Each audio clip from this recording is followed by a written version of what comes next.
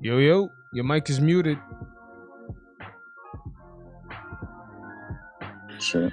It's good, man. What's good? What's good? My bad, y'all, for the late start. My phone was dead. I got to the crib, I'm like, damn, this shit's like on 10%. It's all good. Yeah, how we looking, man? That first half was crazy, but RJ went off, but the game remained close. RJ kept us in it. I feel like we should be up. Well, we should have been up. But yo, thank God we didn't let Lance Stevenson go off, man, because we let some other G leaguer go off. You know, somebody was gonna go off, man. It's always some G leaguer that's going off on us. Yeah, this time it's looking like Sykes. Where the hell did he come from, man? This guy's looking like one of these Jordan Pooles or Gary Payton II out here, man. One of them Golden State Warrior players. That's because they got bad corner 3-point defense. For some reason, somebody sags off too far and can't recover all the time, and they get hit with that corner 3. Mm-hmm. Yo, Mitch coming off that bench is looking alright. Yeah, he's doing good against Sabonis. Sabonis kind of bullied him. I can see the weight loss. It's kind of. Wait, you think Mitch lost weight? A little bit. I thought Mitch put on weight. He did put on weight, but he had lost some of it because it was fucking with his conditioning. Oh, okay. I see what you're saying. So, he has slimmed down some. He may be still a little bigger than he was last year, but he's not as big as what he came in this year. Because he came in, he was huge. Yeah, he was looking a lot heavier. I just thought he bulked up. I didn't think it was going to affect his athleticism. Yeah, his conditioning was taking a hit, so they slimmed him down a little bit. Yeah, I don't know. I see Tibbs shaking up this lineup, man. Putting Taj Gibson as a starter. It's helping us out, but yo, Taj be looking gassed out there. Taj be gassed. I saw him breathing hard as hell. Yeah, Taj, you're an old man out there trying to keep up with these young niggas. Yeah, man, this shit. I don't know how long that's gonna work for Tibbs. Yeah, I know. Like, how long? We can't have Taj forever. So, I think Taj will end up becoming like a Haslam. Man, he look like he becoming a Kurt Thomas, an old school Knick vet, like a 10-year Knick vet. I mean, he keep hitting them corner threes. He will be. Yeah, actually, that's a new part of his game I didn't even know he had. Yeah, same here. I'm looking at this right now. I'm praying to God Lance Stevenson don't go off. Oh, Quickley with a nice crossover. So far.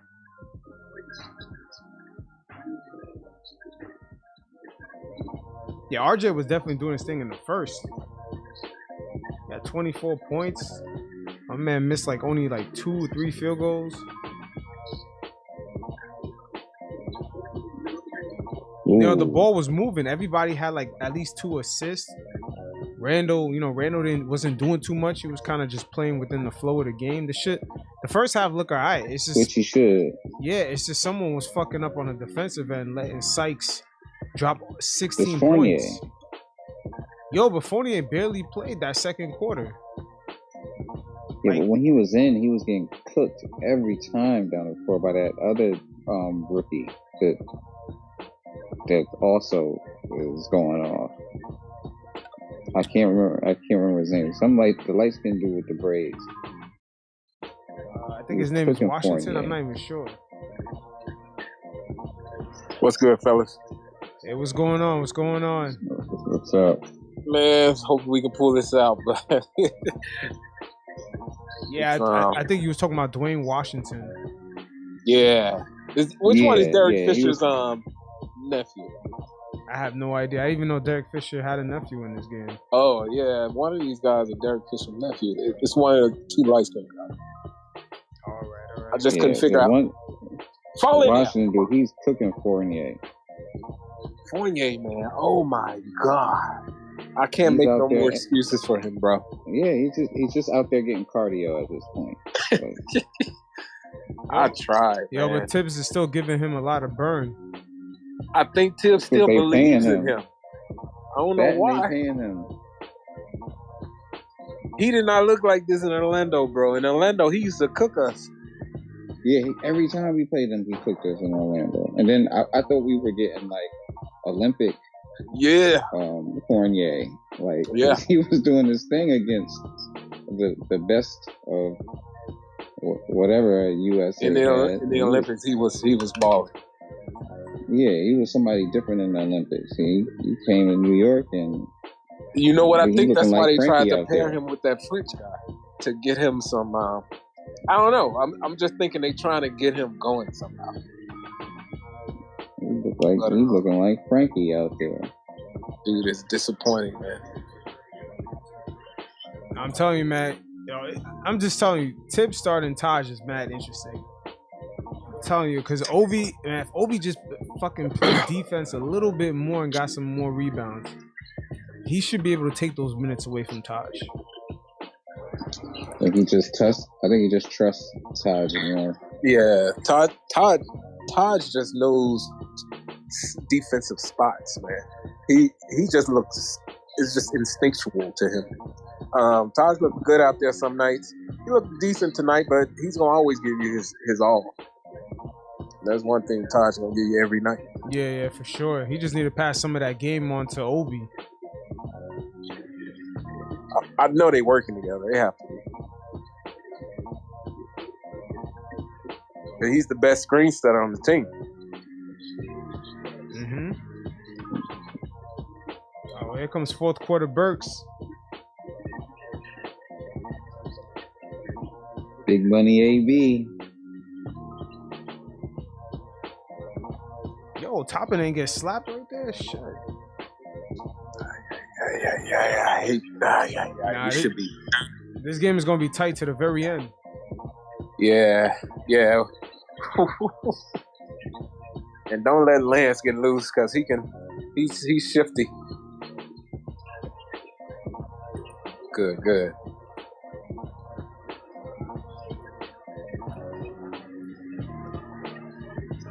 Yo, we missed so many reads tonight for easy buckets. Just hope they stay engaged.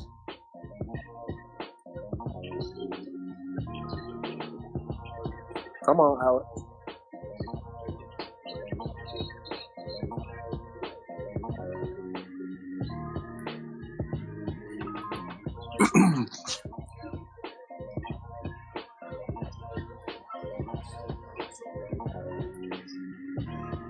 Man, we gotta take advantage of this next stretch, man. Yeah, I'm just looking at Burks right now, man. We need that fourth quarter Burks heroics right now. Yeah, let's see what he does. Let's see. I mean, the energy is there tonight, but man, they letting them stick around. These two rookies putting up points. It's like every time they make a three, then they give up 3 points. Yep. I like what I'm seeing from RJ the last 3 games. Hopefully, this is something he can impart in his game. Like, get to the rim, bro. And then your 3 shots gonna be that much deadly. Yeah, then they need to have more consistent shooters around them, and Fournier is just. Yeah, because I'm trying to figure out who's getting up all these points to these guards, man. Because I'm looking at Fournier getting some minutes tonight. I feel like Reggie Bullock, we should have kept him.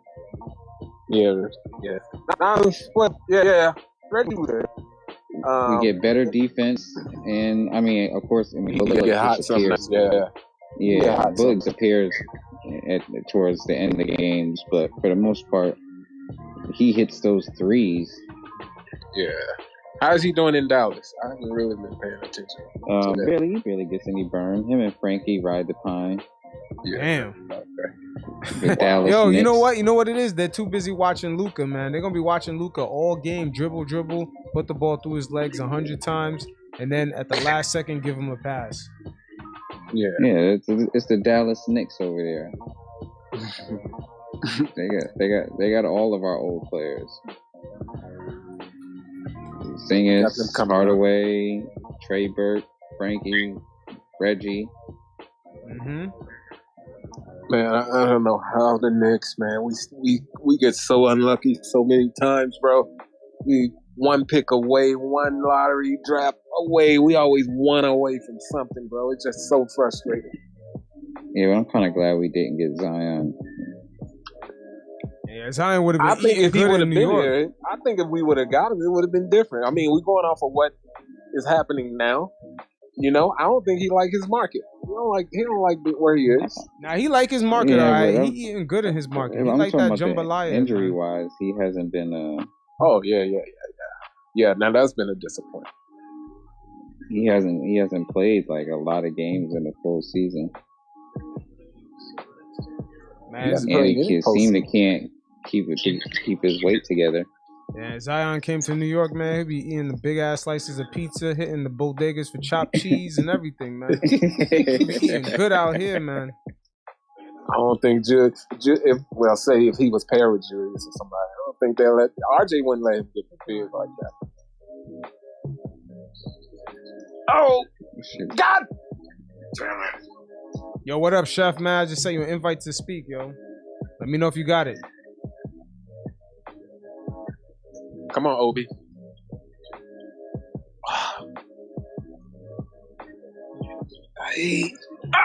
Damn, them transition points be wasted. Yo, that was crazy. All that transition just to shoot a three, to go backwards. Yeah. I can't take this, bro. I need to figure out which it's between him and the other light skinned guy. Which one of them is Derek Christian's nephew? I think to shoot a bad three at that. Like, I mean, you went at a layup, you ran all the way back to the 3-point line.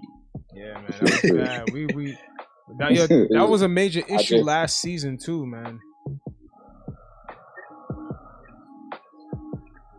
See the way that Karen. Okay, Randle, let's see if you're gonna spark up this rest of the quarter.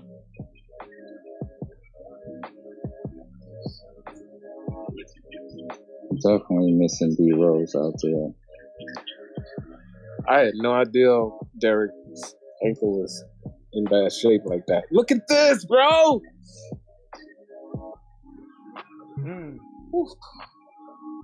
Get that fucking rebound.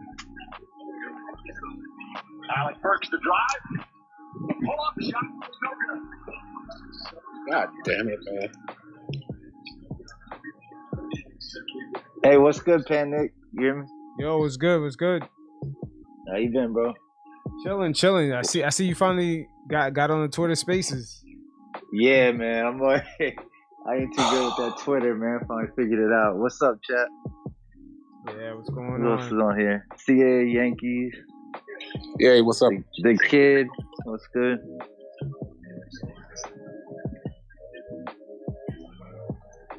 Yo, we barely holding on to this lead right now. Bro, need Quickley to hit some threes, bro. Shoot it. Yeah, pal. Yeah, okay, at least we got the Sabonis foul. is strong as fuck. Good take by Burks, man. Mm-hmm.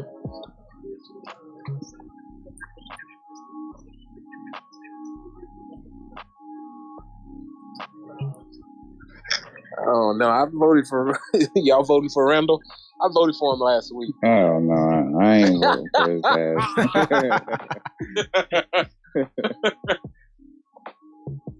They ain't fucking with it. Show me something. When is it close? I have no idea. I never really even be voting for the All-Stars. Because I feel like motherfuckers gonna be voting Yao Ming in again or some shit. I promised I was gonna get Derrick Rose in that bitch this year. I was gonna set up a whole little team, but he got hurt. Oh, you was about to run mad bots. Yep, I was about to get it going for Derrick, bro. When are we gonna make free throws? It's like these niggas make free throws. Nice. Yo, if you notice, Evan, nobody tip it. Evan is not even in this fourth quarter at all. Nah, hopefully he don't come back, man. He ain't doing nothing. Yeah, we can't have. You can't have him back in the game, man. Yeah, I feel you. That shit. I mean, Evan is all over the place, man. All right. Nice. Come on. We gotta start. We gotta figure out how to feature Mitch too.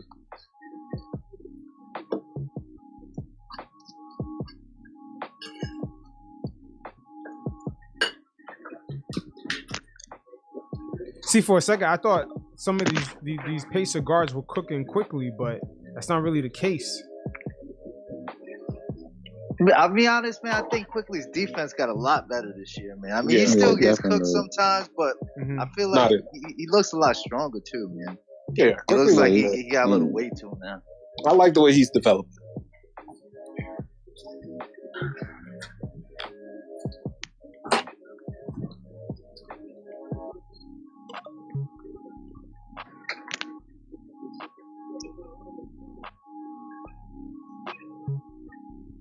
I think Quickley size. Yo, these coaches' challenges are confusing, man. What are they challenging right now?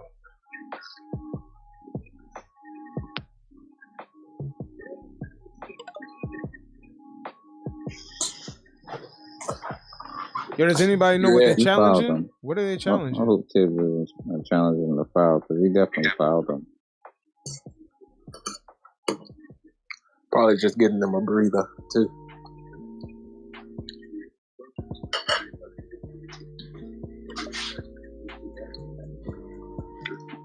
I mean, don't you lose the timeout anyway? You lose one if it's not successful, right? Yeah. Yo, but don't the referees look at the crucial plays like under 2 minutes or something? No, not anymore. Nah, they switched that up, huh? Challenge it. Yeah, that was one of the new rules. That's because the game was slowing down because there was every time the ball go out of bounds, they gotta wait 20 minutes to figure out whose ball it is.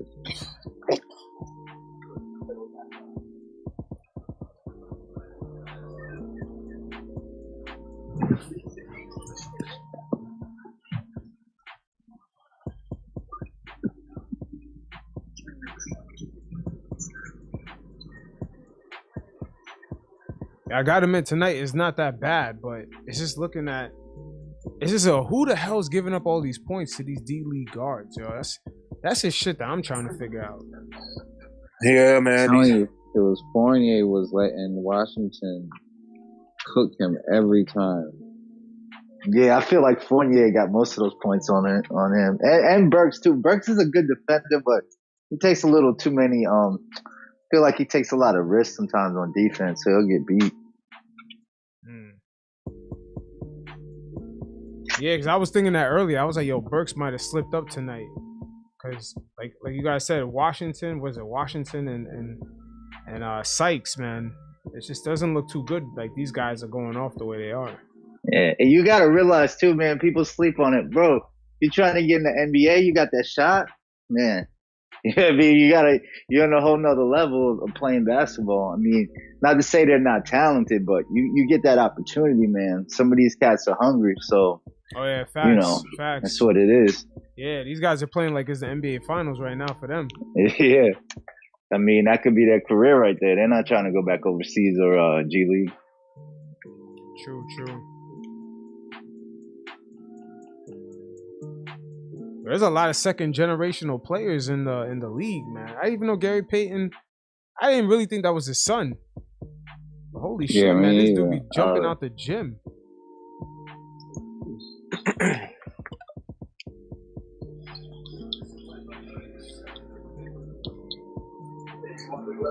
And what's crazy about him is that he's damn near 30. Really? I thought he was a younger player.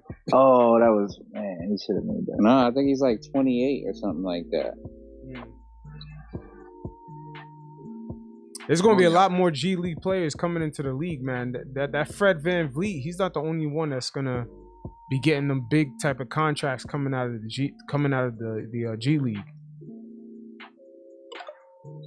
Yeah, I think now what happened with all the COVID replacement people. It's not even that. A lot of G League call-ups. Yeah, it's not even that though. The league is also putting in a lot of bread into the G League, like really developing people to come up out of that space. We got a guy in the G League that's killing it. There's a white dude, he's like 6'10" white dude that's killing it.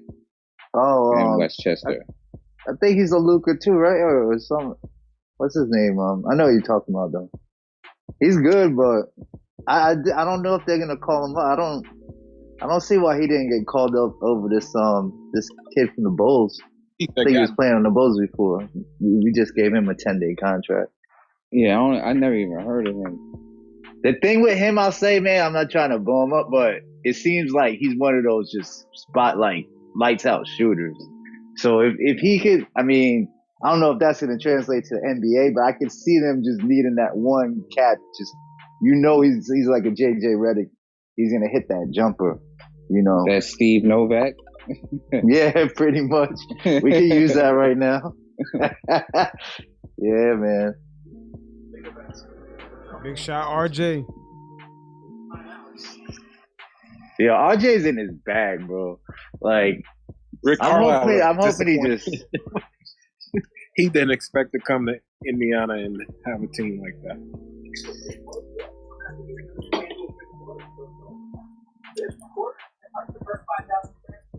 I mean, the worst thing we could do right now is let them linger around too much, man. Because, yeah, bro.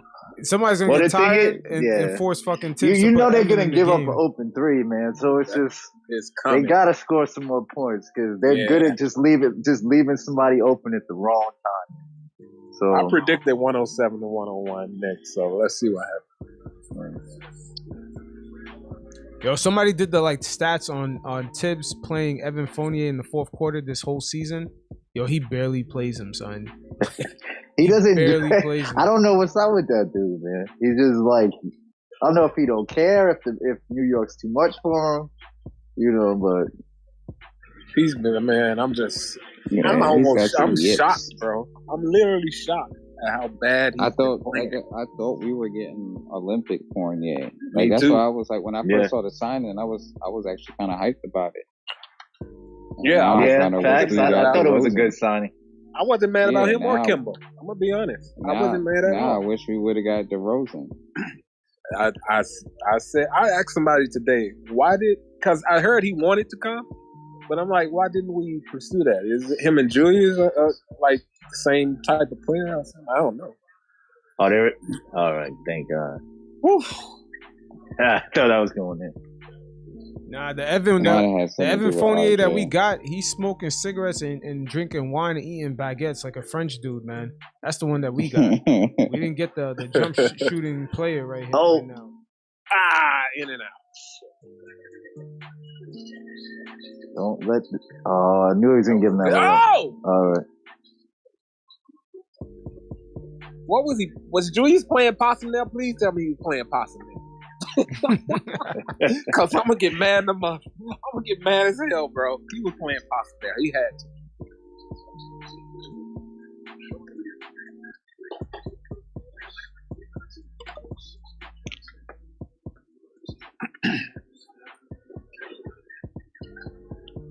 That's crazy. The coaches got to talk with a mask on. Shit to me is so stupid. But everybody courtside got no mask. This is the reason COVID is running rampant again. People just don't give a damn. Oh, we gotta get nice. Come on, Burks. Let's get to work. Good move. Don't let this kid. Watch him. What? Get on that kid. I kick. There it is. Oh.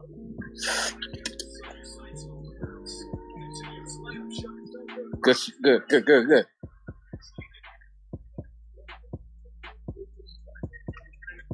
rebound, Mitch.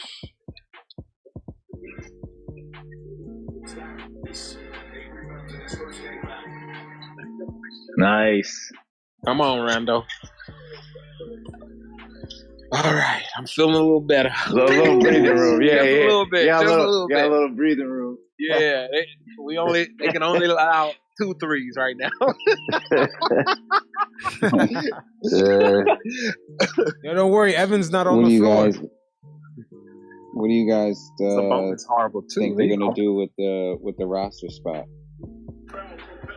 I said they were setting up for something, but who knows? The one thing I do respect about this front office, they have been tight-lipped. All these theories come out, and the Knicks are doing this, and the Knicks are doing that. Front office don't say nothing, and I appreciate that. Yeah, they've been good at that. But I still felt that move and that opening up that spot was. I think they're trying to prepare for something. I don't know what, but they're preparing for something. Maybe another guard. I think I don't know if Derek or Kimba got a good report today. I think they said it was a good report on Kimba's knees. So I don't know. I think they're trying to probably get another guard in here just in case.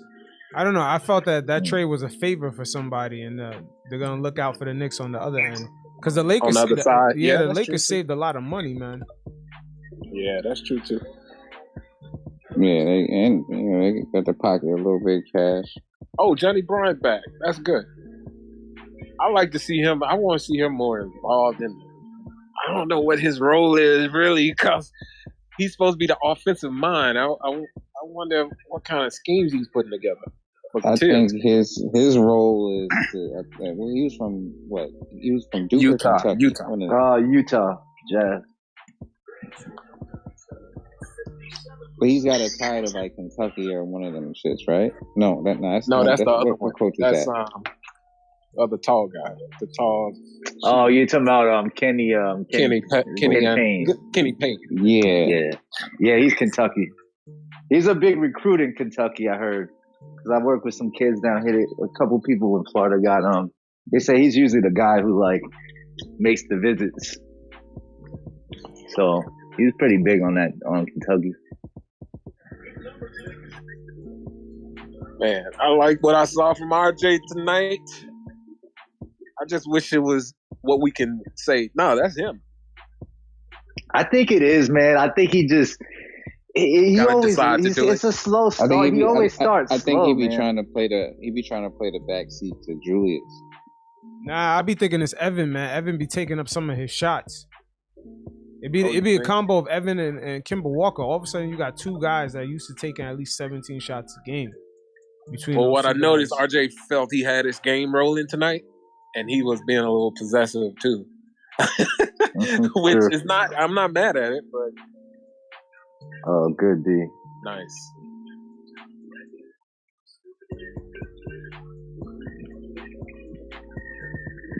I feel like they need a better half court offense because they suck in the half court. Yeah. Yeah, and they need better transition offense too, man. Because we miss Obi a lot. Yeah. We miss Mitchell a lot. You can't be like taking the ball backwards and settling for threes when it's like 3-on-2. Nice. All right. So my prediction is not gonna be right anyway. I said 107 to 101. It's probably gonna be 103 to 95.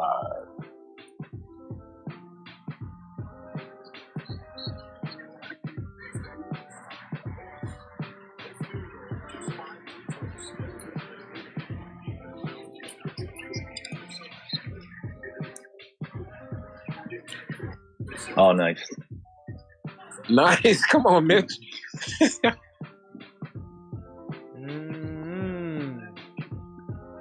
wonder how many plays they have for Mitch.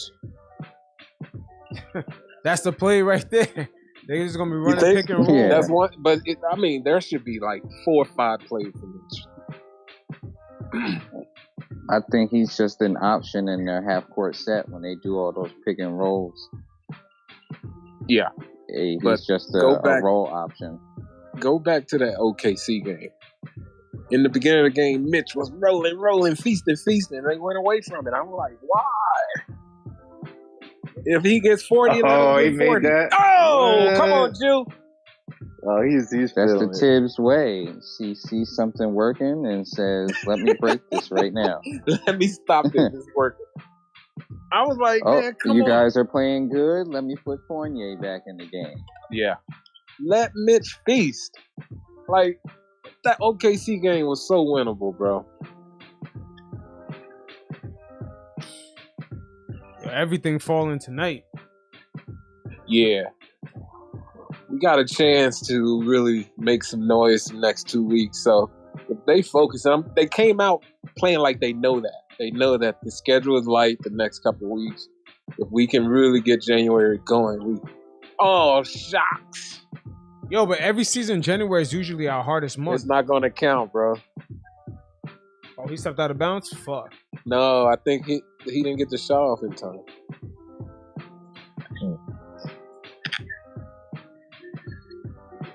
Damn. Yeah, review it again, because I didn't really pay attention.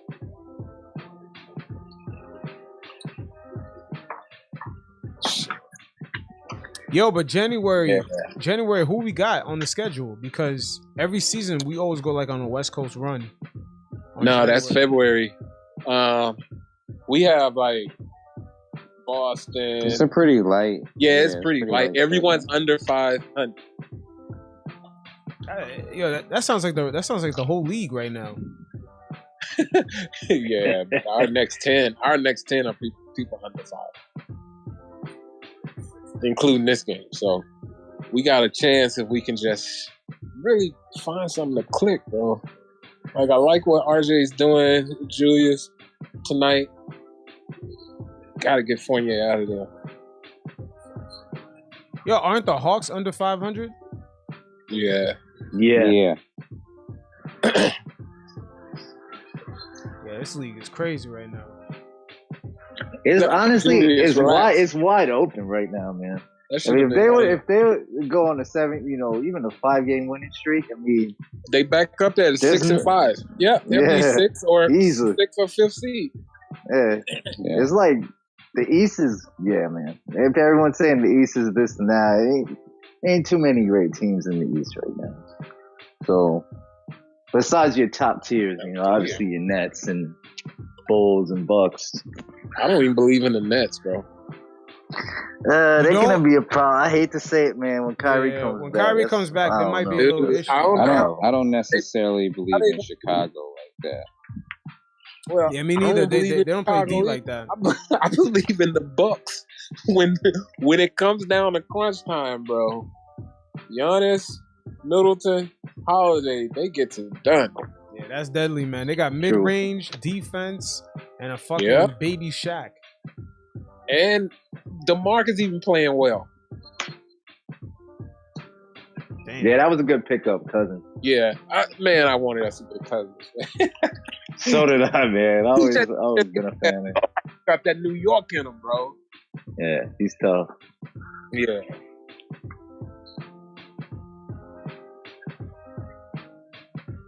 I came in the Pacers trying to trade Sabonis, though.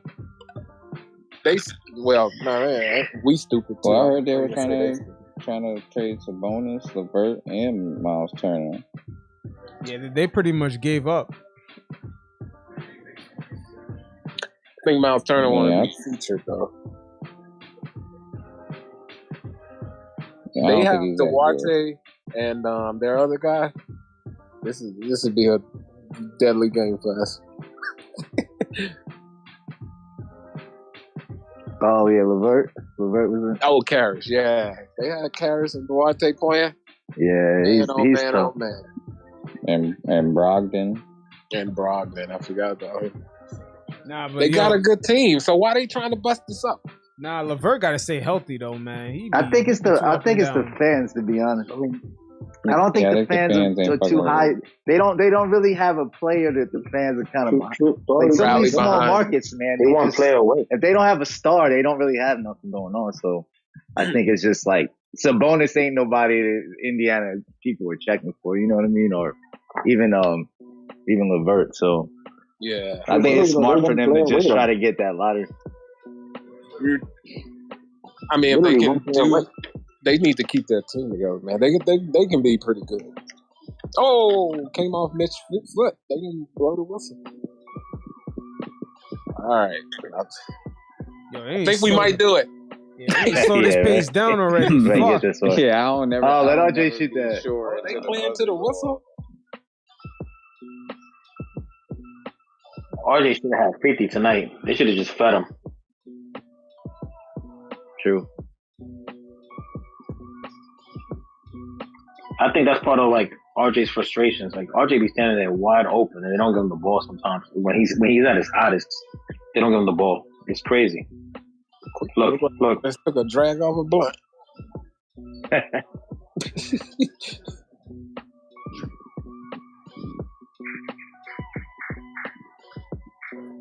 I still think Quickley gonna be very special in this league, bro. I always, man. I hope they hold on. To I mean, him. a lot of people don't. I think the thing is, most Knicks fans want to put him in. Oh, is he a point guard? But he's a guard. Just let him. You know what I mean? He's gonna develop his game. He's running the point anyway, so I don't understand that conversation. Because every time I see him, he is running point guard. So he's not a point guard, but he runs point guard. So. Yeah, we don't have to define him Yeah, right I mean- away. But I can't argue with because everybody's usually like, oh, he's not a point guard. But when I see him, he's playing point guard 90% of the time. Realistically, I mean, Steph Curry don't run the point neither. They just need to let Quick run around screens, catch the ball and shoot. True. Pretty much. I feel like that's the thing. Like the opportunity he gets to shoot the ball, he wants to put on the floor and dribble and show that he can be a point guard. He needs to just let it fly. Come around the screen and let it fly. Dude, you know how I've realized how important Derrick Rose is to this team, bro. Oh yeah, man, he's that spark off that bench. Yeah, but he's the team's leader. Like I just think he's the leader. Like, you know, Julius the muscle, but I think Derrick Rose just know how to talk and settle people down. Like I see him doing it all the time, and that's missing right now. Yeah, facts. And then he also knows what Tibbs wants. Correct. My man, RJ did his thing tonight. Yeah, we definitely needed this shit. I'm at a stage where I don't think Tibbs knows what he's doing. Sims didn't get in the game. Yo, what do y'all think I is don't know. happening with Deuce's shot? Like in the G League, he was going 28, 30, 26, Yeah, he 24. was putting up 30 points a game in the G League. And I'm like, he can't put up The bright points? lights is too bright right now. The bright lights is too bright right now. Yeah. Nah, he getting them 2 minutes a game. Yeah, I think he's rushing it. Also, Then on top of that, he should have started tonight. I don't understand why Alex started it. Alex Well, is he much got more a effective shot off at the least. bench. Yeah, they should have just started him tonight. Let him see what it looks like to run with RJ and with Julius on the court at the same time. Yeah, that's probably why Burks didn't really cook in the fourth, you know.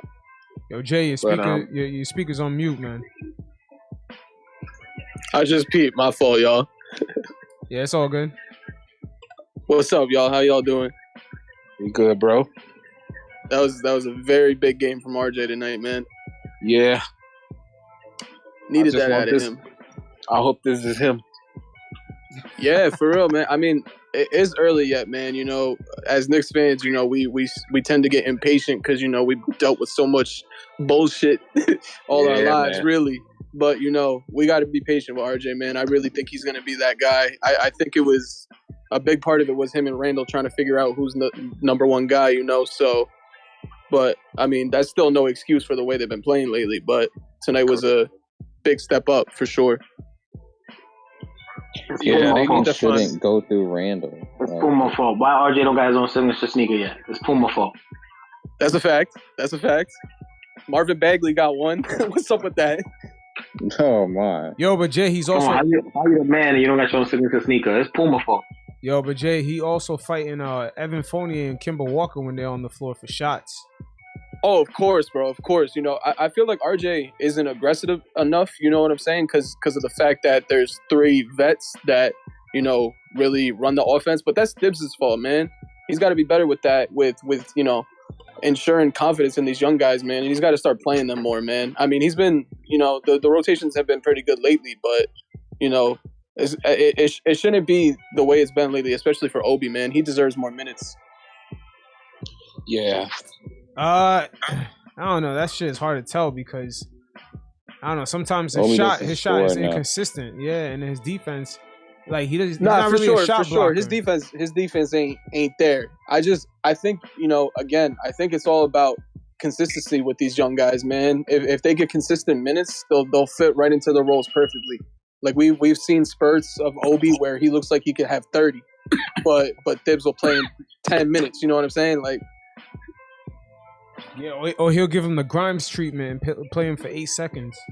Facts. Tibbs got this thing where like he pulls those kids right when they hot too. Like as soon as they start to cook, he pulls them.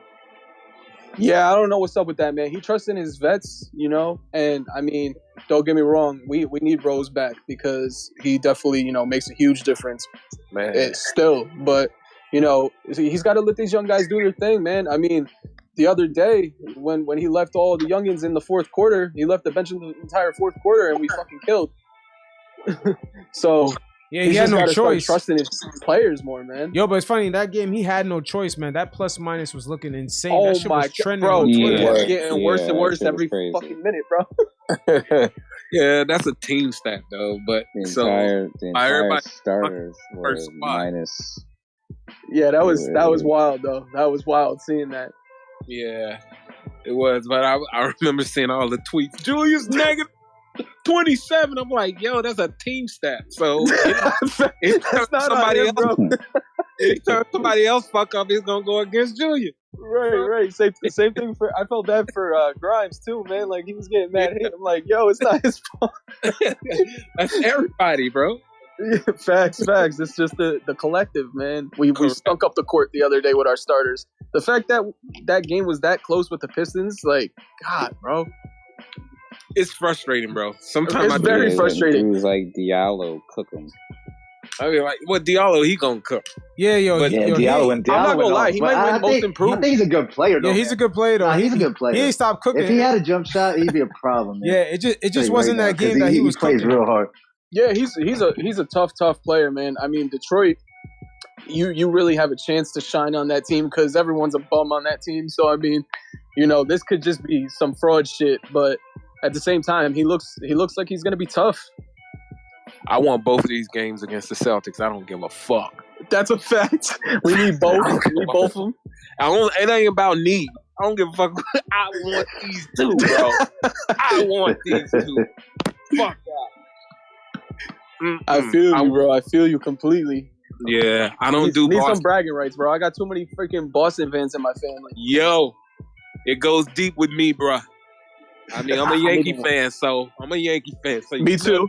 It goes Same here. I need a $72 million refund on Evan Fournier. There has to be like a period we can return them. Yo, facts. That's a fact. Oh, you said 72. He done played $6 million worth.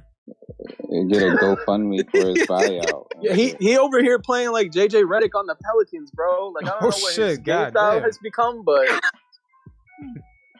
it's not working out for me. It's to the point where like I'm like, damn, I know they're not gonna buy him out, but do something, though. Get rid of him. We need to. I truly think we still need to trade for. I mean, Miles Turner or something, man. Go get him. Like we need a big that can really stretch the floor, man. You know. Nah, but if we get Turner, like that means we got to get rid of Mitch or somebody else.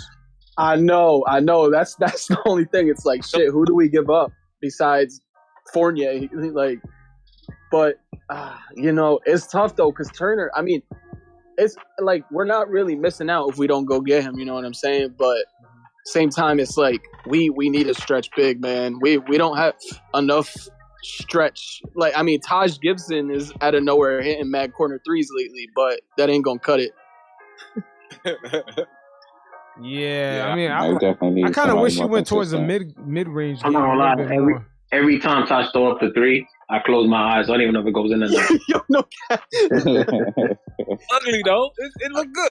And I mean, he's got that OG jump shot. You know what I'm saying? So he's always Nah, he's y'all always right. been He do consistent. look like the though, old dude man. at the park.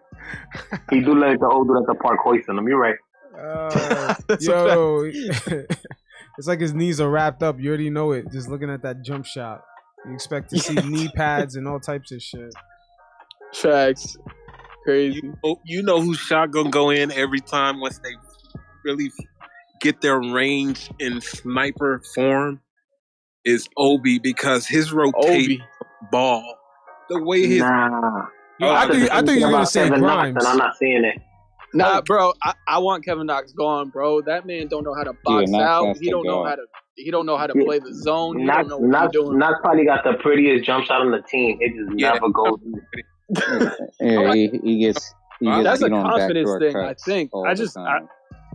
that man don't have a good mentality. Every time he's on the court, it's like he's either gonna get you 3 or 4 threes, or he's gonna go 0 for 7 and like play no defense. Is no consistency with that kid. Yeah, but what the Knicks are gonna do, man? I mean, they're not building up his value to at least get rid of him. Well, he's 21 still, 22. Yeah, he's 21. I think he's like actually. 22. Oh, 22? Okay. All right. Hey, Yeah. shit, he's younger than me. That's He crazy. walking for free, just like Frank. He walking for free, just like Frank. It is what it is. They're not doing Yeah, that was anything. kind of disappointing that we let Frank just walk like that. That was a little disappointing. Yeah, I mean, I but wasn't then again, expecting them to keep that's him. a problem. The team's got to build up their value. If you want to get rid of them, let them play a little bit, build them up, and then say, yo, we got them up for trade, and we can get something back for them. But having them on the bench, that's- Yeah, but I I think shit. I think they'll just attach him. They'll attach him to a bigger trade, and then I mean, you gotta think like this teams that'll as bad as he plays sometimes. Him being that young, teams will take a fight. And he's not gonna be the big part of the trade, but they'll take that as going. Because I mean, what do you really have to lose? He's either gonna be decent on your team, or you just cut the contract, waive him, or buy him out. 2 top 10 picks down the drain, bro. yo, that shit is on Steve Mills, man. Bad, man. We've been cursed ever since the Warriors got Curry before us. Nah, we not cursed. I We not remember cursed. seeing them Kevin Knox highlights. Going, yo, this kid's gonna be nice. I was that. I Had mad promise. So upset. I was that dude. So Yeah. upset. You know what? He- That one Bucks game, he got me on that, man. I don't know if you remember that Bucks game, but he went off. Yeah, he had went off and he 27 had points. Giannis I'm on like, yo, this clamps, kid's bro. I about remember to that go game. great. Yeah, he was Yeah, just he was doing his clamping thing, and Giannis, like, yo. He looked it good just that game. stopped. I was like, what happened to that guy? And I wanted Michael Porter Jr. over.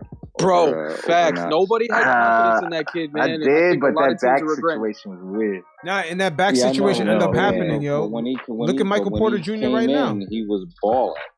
Nah, but look at True. him right now. He's like under a super max, and he's injured. No one Oh, knows when yeah. he's coming back. And if he didn't have that back injury, let's be honest, he'd probably be like, definitely top 3 in that draft. He might have went 1, to be honest. Without that back, he might have just went. Because that kid was Yeah, if it cooking weren't in for that high injury, school, man. in college. Yo, but he plays no They were saying he was defense supposed though. to be the number 1 pick, but Yeah. it was the back that Dude, I'm sitting up here thinking the Warriors don't even have James Wiseman playing. They about to tear this league up. Yo, Clay is back Sunday. That's gonna be crazy. That's going to be nuts. They about to tear this league up. Yeah, I gotta see how Clay look it's like, over, man. It's crazy too, because it's like you look at that team and it's just like, besides Curry, Clay, Dre, and maybe Wiseman, who stands out? You know what I'm saying? Like Jordan, they just have such a good collective and just such a good just chemistry and everything, man. That whole system is just perfect. it works. It works. They share the ball. They move the ball. It's a beautiful system, man. It's not for everybody, but they got the right players. He knows. Yeah, you need a key piece for every role on with a system like that, and they have every piece you need. And the guys are buying in too. Facts. Yeah. So we haven't had a lot of buy-ins here yet. Yeah, that's a fact. Because we don't have a leader that's like vocal enough. We don't have a leader that really like shows these young kids like the right way yet. No, we don't have a system yet. I mean, Golden State got a system down packed. You see how That's a fact. Jordan Poole and what's his name, the other guy, Peyton Gary Jr. Payton? Yeah, Payton. Yeah, he's playing. They're both playing that system. You see that the way they freaking run without having the ball in their hand. They know exactly where to be. Yup. It's crazy, I man. found myself screaming "move" about 6 times tonight to our offense. Move! Somebody move! He be getting so tight. I be getting tight, bro. Like, Yo, every time I go to a Everybody game in the just Garden, standing I hear Thibs louder than the crowd, man. oh yeah, He be screaming, bro.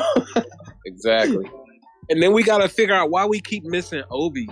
Like, what is it about his cutting and when he cuts that we're Yo, not? RJ misses him so often, bro. When we let He's RJ too be the fast. primary ball handler, he never catches the guy cutting. He's too fast. Obi do it too quick. Nah, that's a fact, though. He be getting up and down the court RJ's dumb not quick. really a great passer either. Yo, and that's not the pace of our team, though. Our team don't be playing at that type of pace. We mad When slow. Obi and Rose are on the transition, they look like, oh, it's beautiful. Yeah, Man, I cannot accept this mediocrity that we having right now. It's really tearing my heart out, bro. and I have to deal with Bulls fans because we played on their head tops all last year. Yeah. that was our fault because now they're number Facts. one. I mean, it's crazy because, I mean, I'm pretty sure somebody on that bench sees it. When the bench come in and they play fast, teams have a trouble keeping up with us. So why does the first team just play quick like that too? Yeah, you're right. I understand that the league is all about threes, but if we out-shoot them to death because we're running too much, they're not going to be able to keep up with us.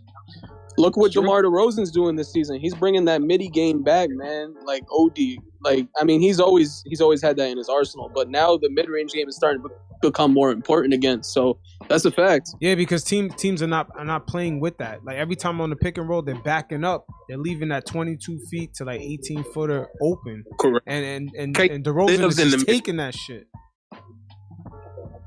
I love KD midi game, bro. Oh my God. Yeah, KD's one of the nastiest mid-range shooters. Oh my God. That's like, yo, he shoot like almost 60%. Kawhi's whole thing is mid-range. I mean, he got the Kawhi occasional too. three, Kawhi, but bro. I don't think I've ever seen Kawhi miss a mid-range jump shot in my life. I mean, he's not great offensively, but Jimmy Butler, like all the players that are like you could think of being featured. Matter of fact, Tatum was nice until he fell in love with the three-pointer. Yeah, facts. Yo, look at the last few NBA champions. They got mid-range shooters. Kawhi with the Raptors, Chris Middleton with the Bucks, and then the Lakers. They're not even a three-point shooting team. They just kind of dominated with long, lanky ass players. Like that whole. That's why I don't understand why we feel the need to shoot 50 Exactly. three-pointers a I've night been saying when that we don't shit for have the no shooters longest. to hit them like that. Yeah, man. I've been saying that shit for the longest, man. Them Daryl Morey, analytical guys that want to just get jobs in the league. They're bullshitting with all that analytics, man. Come on, that shit ain't winning, man. It's not winning the ring. It's not for everybody. It's literally not for everybody. Yeah, you gotta have the personnel for that, and it's good. It might work during the regular season, but in the playoffs, that shit is mad predictable. Yeah, facts. In the playoffs, when they were to scheme in on you, yeah. Like you got 5 guys on the court that are all in sync, that play good D, and then you doing the same shit over and over. That's easy food. That's easy. I mean, food. Look what happened in the playoffs, man. You know, the Hawks figured us out real quick. Yeah. I mean, just us not having a big man. And we went cold. We went cold too. Now, we were. No, cold, that's a fact. I mean, everyone cool. And we didn't have a big man. Everybody. It was. I was crying, bro. I mean, towards the end of the season, Reggie Bullock was going off, and then we get in the playoffs, and he hits nothing. Yep. Everybody was and Julius looked like he was a deer in the middle of the highway. Oh my God, bro! He looked like Giannis against the Heat. Yo, I can't blame him too much though, because us not having Mitch down low kind of fucked him over. Oh my, that was a big play. Nah, that hurt us. That hurt us a lot not having Mitch. And if D-Rose just had one ride or die, we would have made that a series, bro. If he just needed one more person to step up with him. And man, that's why we were all so confident in the team we had coming into this season, because it's like shit, we pretty much kept the same team and got shooters, we got Kemba, this, that, and now it's like, damn, do we even have shooters? Nah, hold on though. I mean, there's 7 of us on this floor right now. Can anybody tell me what's wrong with our defense? Can anybody figure it out? Effort. They Evan. I mean, and it starts with Randle, man. Too many threes. Look at Randle's body language every time. Every time we're losing, like that man's body language just shows he doesn't want to be on the court. And it's like that you're supposed to be the leader of the team. You're supposed to be the superstar of the team. You can't be leading the team like that because then everyone else falls in line. Yeah, but and you know, you speaking facts, but I blame Evan more. Like Evan, you should see a couple of plays against what's his name, Fred VanVleet. He let him just go by him. In that game in Toronto. Yes, I literally watched like highlights going back to. I watched the game, but I watched highlights going back to that, and I was like, man, like I don't understand. The effort ain't there. Yo, I don't know what the fuck is going on with Evan, man. I mean, VanVleet is like what 6 feet. And he just let him go past 6'1", bro. Yeah. I was like, yo, what like, the fuck? I hated Alfred Payton, but he would get up in you. You know what I mean? He was a dog. He was just ass. And Reggie Bullock. So not facts. And even Frank, bro. Like we would put Frank in, and he would come in and lock up your favorite player. Like you remember how many traps we did last season? We used to trap the shit out of people. I used to be hyped as fuck. Like, oh, they trapping the shit out of these dudes. Bro, we were like the best defensive team in the league going into the playoffs. Like effort, man, effort. And I remember they used to say like, oh, no matter even we don't got the offense, no matter what, as long as we got defense, we in this game. And this year, it's like they gave up on that completely. That whole they say it like Julius says it, but he never commits to it. Facts. Trying to be calculated and said, man, we played so hard during the season. When we got to the playoff, we was gassed. So let's kind of pace ourselves. And you see how everybody turned up their defense, and everybody did turn up their defense in the playoff. And but you got to get to the playoffs, bro. They're like, I mean, you got to do what got you there. And we went away from it. Facts. Yeah, if but it ain't broke, don't fix it. I don't understand. Yeah, but then again, you look at Noel. Noel was breaking down like the Tin Man in the playoffs, and we just didn't have a big man. I mean, fucking Capella was looking like fucking Moses Malone down there, man. He's trash. Anytime he goes up against a real center, he is trash. Yo, didn't he get dunked Capella's on? ass. Yeah. Capella's ass to me. And I'd be like, damn, why he look like fucking He looked like Hakeem out there against him. Yeah. But that's why we got Brody now. Worst case scenario, yo, Jericho Sims is brolic enough to hold somebody down. Yo, Jericho is nice, man. I really trust that kid. I trust that he's gonna have a crazy potential. Like he's special. He's gonna be a quiet storm, bro. Yeah, facts. We I think we jumped the gun giving the money to Noel. Yeah, but he's got a tradable contract. But you know what? I was scared in the beginning of the season. Noel didn't even come into the season with the right frame of mind. He came in on awesome shit, and his knee was already mentally. I don't think he settled into. We haven't really seen him. Yeah, and Noel was trying to sue Clutch Sports with that with the money. So mentally, he didn't come into the season right. Yeah, I mean, it is what it is, but I mean, he deserved that contract because Noel did save us last season when Mitch went out twice. Yeah, I will say this: we do put a lot of pressure on our players. I mean, it's New York. We put a lot of pressure. I hope they don't read social media because we can be very intimidating. We're a very intimidating fan base. It's a tough city to play for, man. 100%. Yankees. We give them hell. Yeah, but they shouldn't look at social media, period, man. There's no reason to. I hope they. There's no reason for them to look at that shit. Because it's 24/7. You know what I'm saying? Yep. And you know, sometimes it's a little bit fickle. If players watch social media, Alfred Payton would have been on suicide watch last year because we hated him.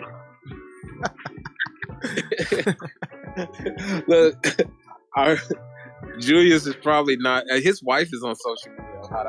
OD. Yeah, I hope she's not telling him anything. Yeah, word, man. I mean, man, the way he played tonight, he might have been like reading everything while he was in COVID protocols. Yep. Yeah. I mean, he had a great game tonight. He came back with that energy. But the way Tibbs play him, Tibbs going to play him for 44 to 46 minutes a night. 5 games from now, he's going to be gassed again. Yeah, 100%. Yeah, that's gotta most trust of Obi. You gotta trust Obi. That's But most I think fellas' Obi has to Achilles heel, produce more, man. though, in the minutes that he has, because he played 45 minutes the last game. He had like 9 points and 6 rebounds. Yeah, that's a fact. Yeah, you're right. He's got to. But he did all the little things. He did all the little things too, though. He was passing the ball. He was cutting the sand screens. He was doing the right thing. He just wasn't looking to like get on offensively. Yo, but Obi that last game, assist wise, he was doing his thing. He was doing his you thing. know who needs to be selfish? They need double Obi. RJ Barrett needs to, like, instead of standing on the side and watching Alec and Julius do their thing, he needs to come get the ball. That's another thing. He just stands there. My man's went off for 32, and just most of the game was just standing there like, y'all give me some when y'all want to give it to me. Yeah, he's a lot better than he plays, and I mean, I'm a Duke fan too, so I've been keeping up with him since high school, since I knew he committed to Duke, and you know, he's always been special, man. Even like when Zion and Cam Reddish went down in college, I mean, I don't know if y'all remember that, but RJ was going off for those like 5-6 games. I think he was getting like 30 a night, and I mean, yeah, that's college competition, but that kid's ceiling was so high. Dude. No, ESPN was comparing him to LeBron. Like, there was a chance when they were saying RJ was number one. I remember all that jostling. Yeah, they were saying that. They were saying he was the number one. Oh yeah, RJ was number one for a while. Yep. For a while. Then John Morant, special, man. nobody was really. John Morant came out of nowhere. Yo, John, He came out of nowhere. Yeah. He came out of nowhere like Trey did that one year, man. I mean, it was more a positional thing too, because John was a point guard, so the league was like, oh snap, point guard. If they need a point guard, was going to run for it. How tall is Ja? Ja's like 6'4", 6'5". I love his game. So he's sounds right. He scares me sometimes though, because the way he be jumping remind me of 11 Rose, man. And facts. Facts. Yeah, the way he plays sometimes, it do remind you of Rose or Westbrook. It's a little scary. He's already hurt his ankle twice this year, the same ankle. It's like, bro, I get it, man. You know, when you are that explosive and you have that God gift, man, you know, you're gonna use it to your best ability. But shit, be careful, bro. Yeah, he better stop wearing. He also got all the other Kobe tools though, lows. because he could shoot. I thought the same thing with Fox. When De'Aaron Fox came in the league, I was like, yo, Ja is gonna be like Fox, but Ja got the shot. Fox don't. Yeah, that's a fact. Fox don't have that consistent shot. He's more of a John Wall type of player where he can get you at the rim anytime. But Now I did say this. I said out of the top 3 in RJ's class, he's going to be the one with the longest career. I said the same thing, bro. No cap. I knew. I had a very weird feeling Zion's career was gonna play out like this, man. Interesting. I said he was gonna get hurt. I said because of how explosive both of them were. And he's always been overweight too. Even before this 350-pound size that he's on now, or 400 pounds, whatever it is. I never The thing holding RJ back is he's not athletic enough, and he played volleyball. He's gonna get beat up a lot. I think RJ plays the purest basketball. Yeah, I love his game. It's a very patient game. Yeah, RJ is not trying to be so explosive, to where he's trying to ooh and ah you. He's trying. I mean, I'm glad he stopped trying to be explosive, because when he does try to be explosive, that's when he gets blocked and shit looks funny. Yeah, he's a very patient player. I love it. I want him to go back to that snake dribble though. Like that was butter for him last year. Facts.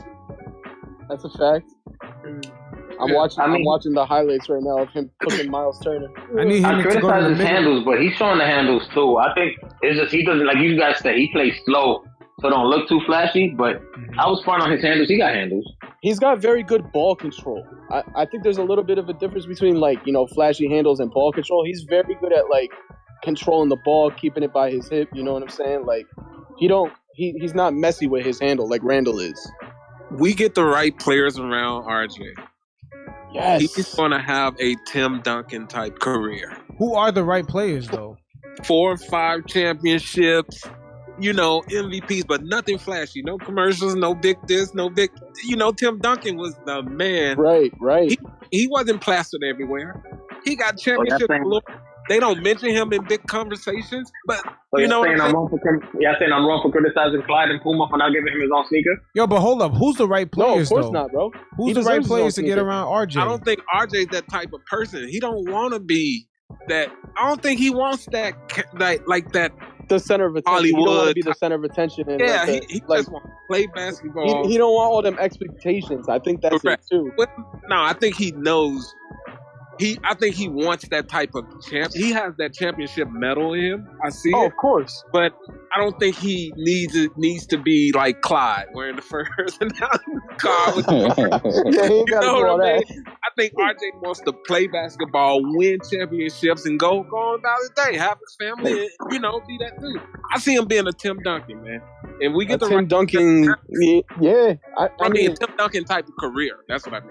Yeah, I can see him having a Kawhi Leonard type of career too. Not gonna lie. Like, Yep. If he really Kawhi, plays to his fullest potential, Right. you know what I'm saying? Kawhi just awkward, bro. But that means we got him in the wrong system because he's not gonna do it here in New York then because Tibbs is not gonna let him develop into that. Damn. I think if RJ continues to play like he's been playing, he can force Tibbs Yeah, to put the right pieces around him. yeah. Like,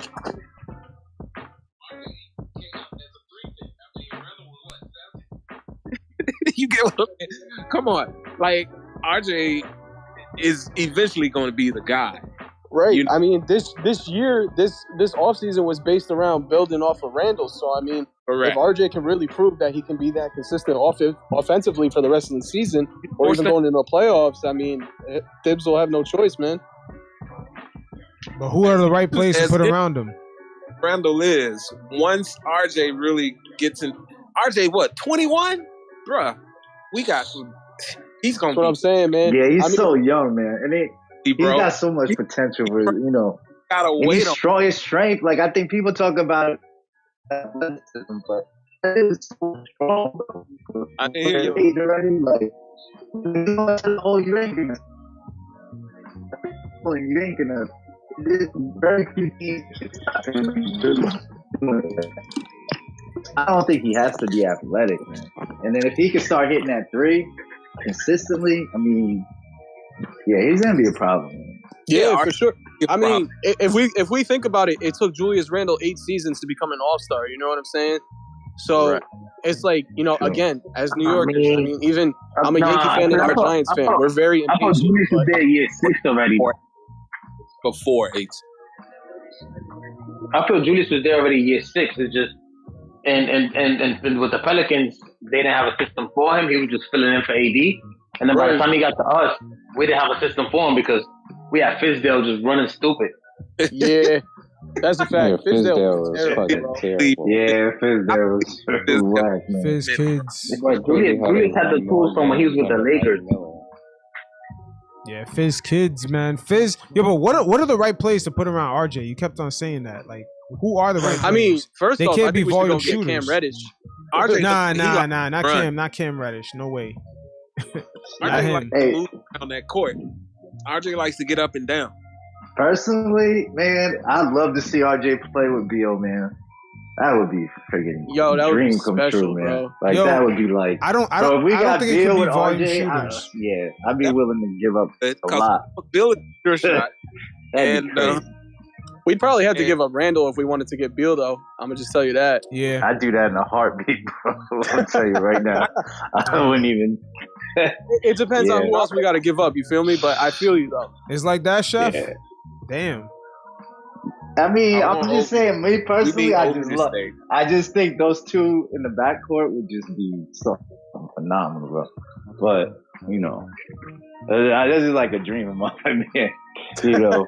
I don't think it's going to happen, but, I mean, if that ever happened, yeah.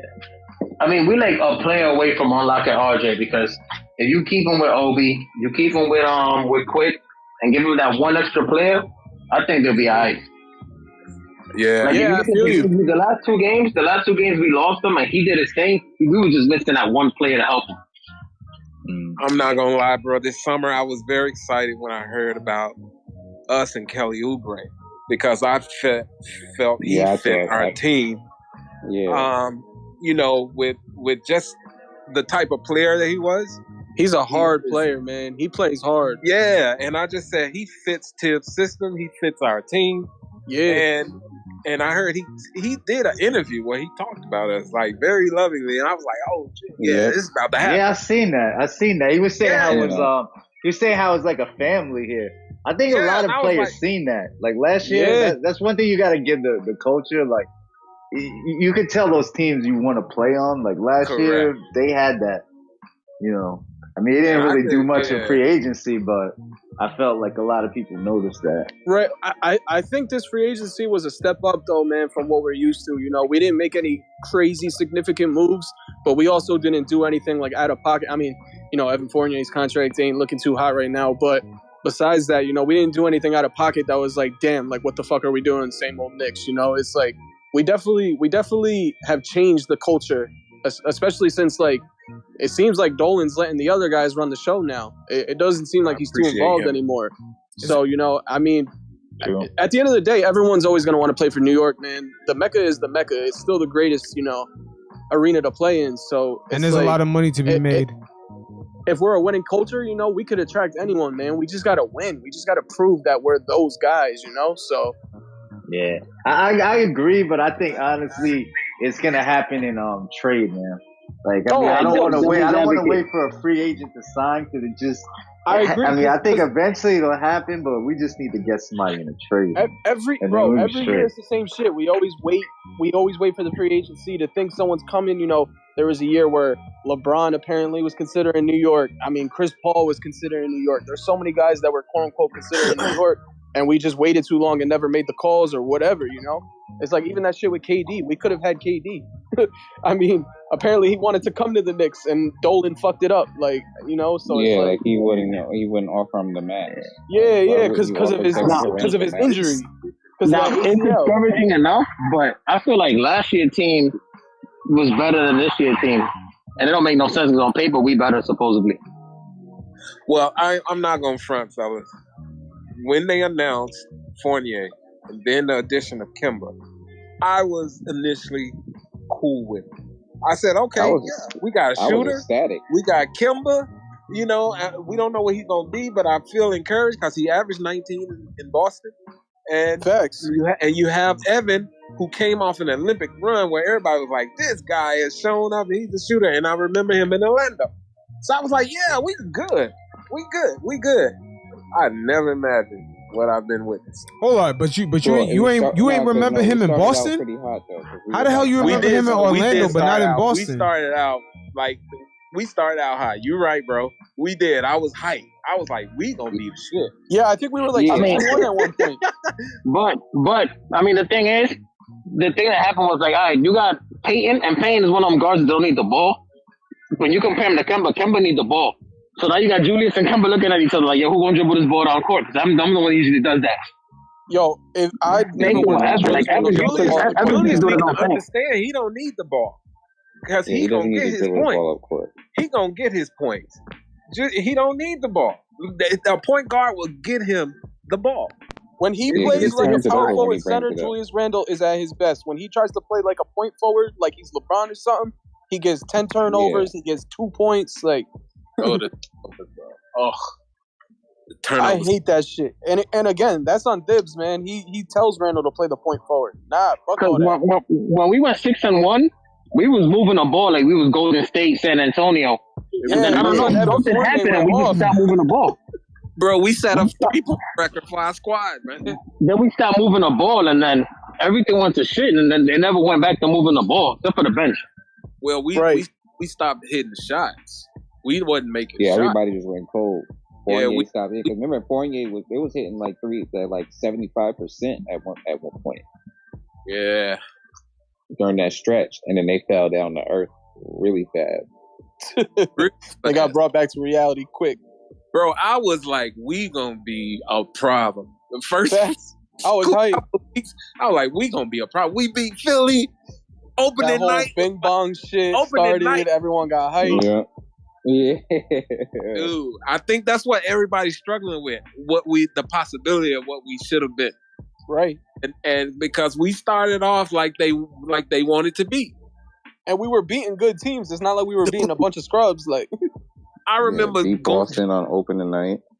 Yeah, if my son Fournier had 35 or whatever that was.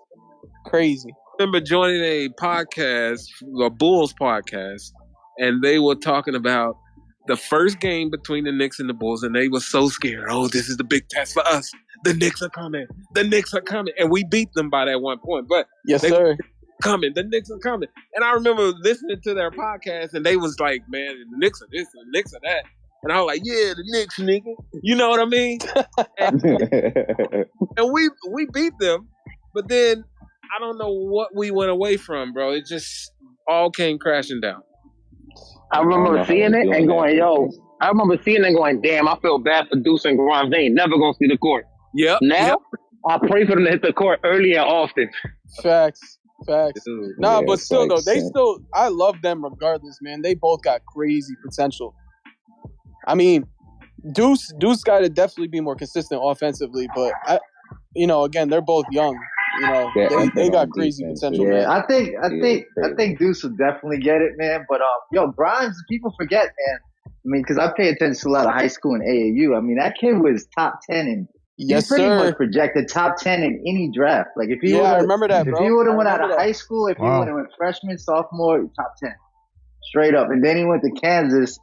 And what's his name? Coach Self, man. He just tried to make him a whole nother player. Yes, so I know. luckily bro. for him, he changed changed his game up.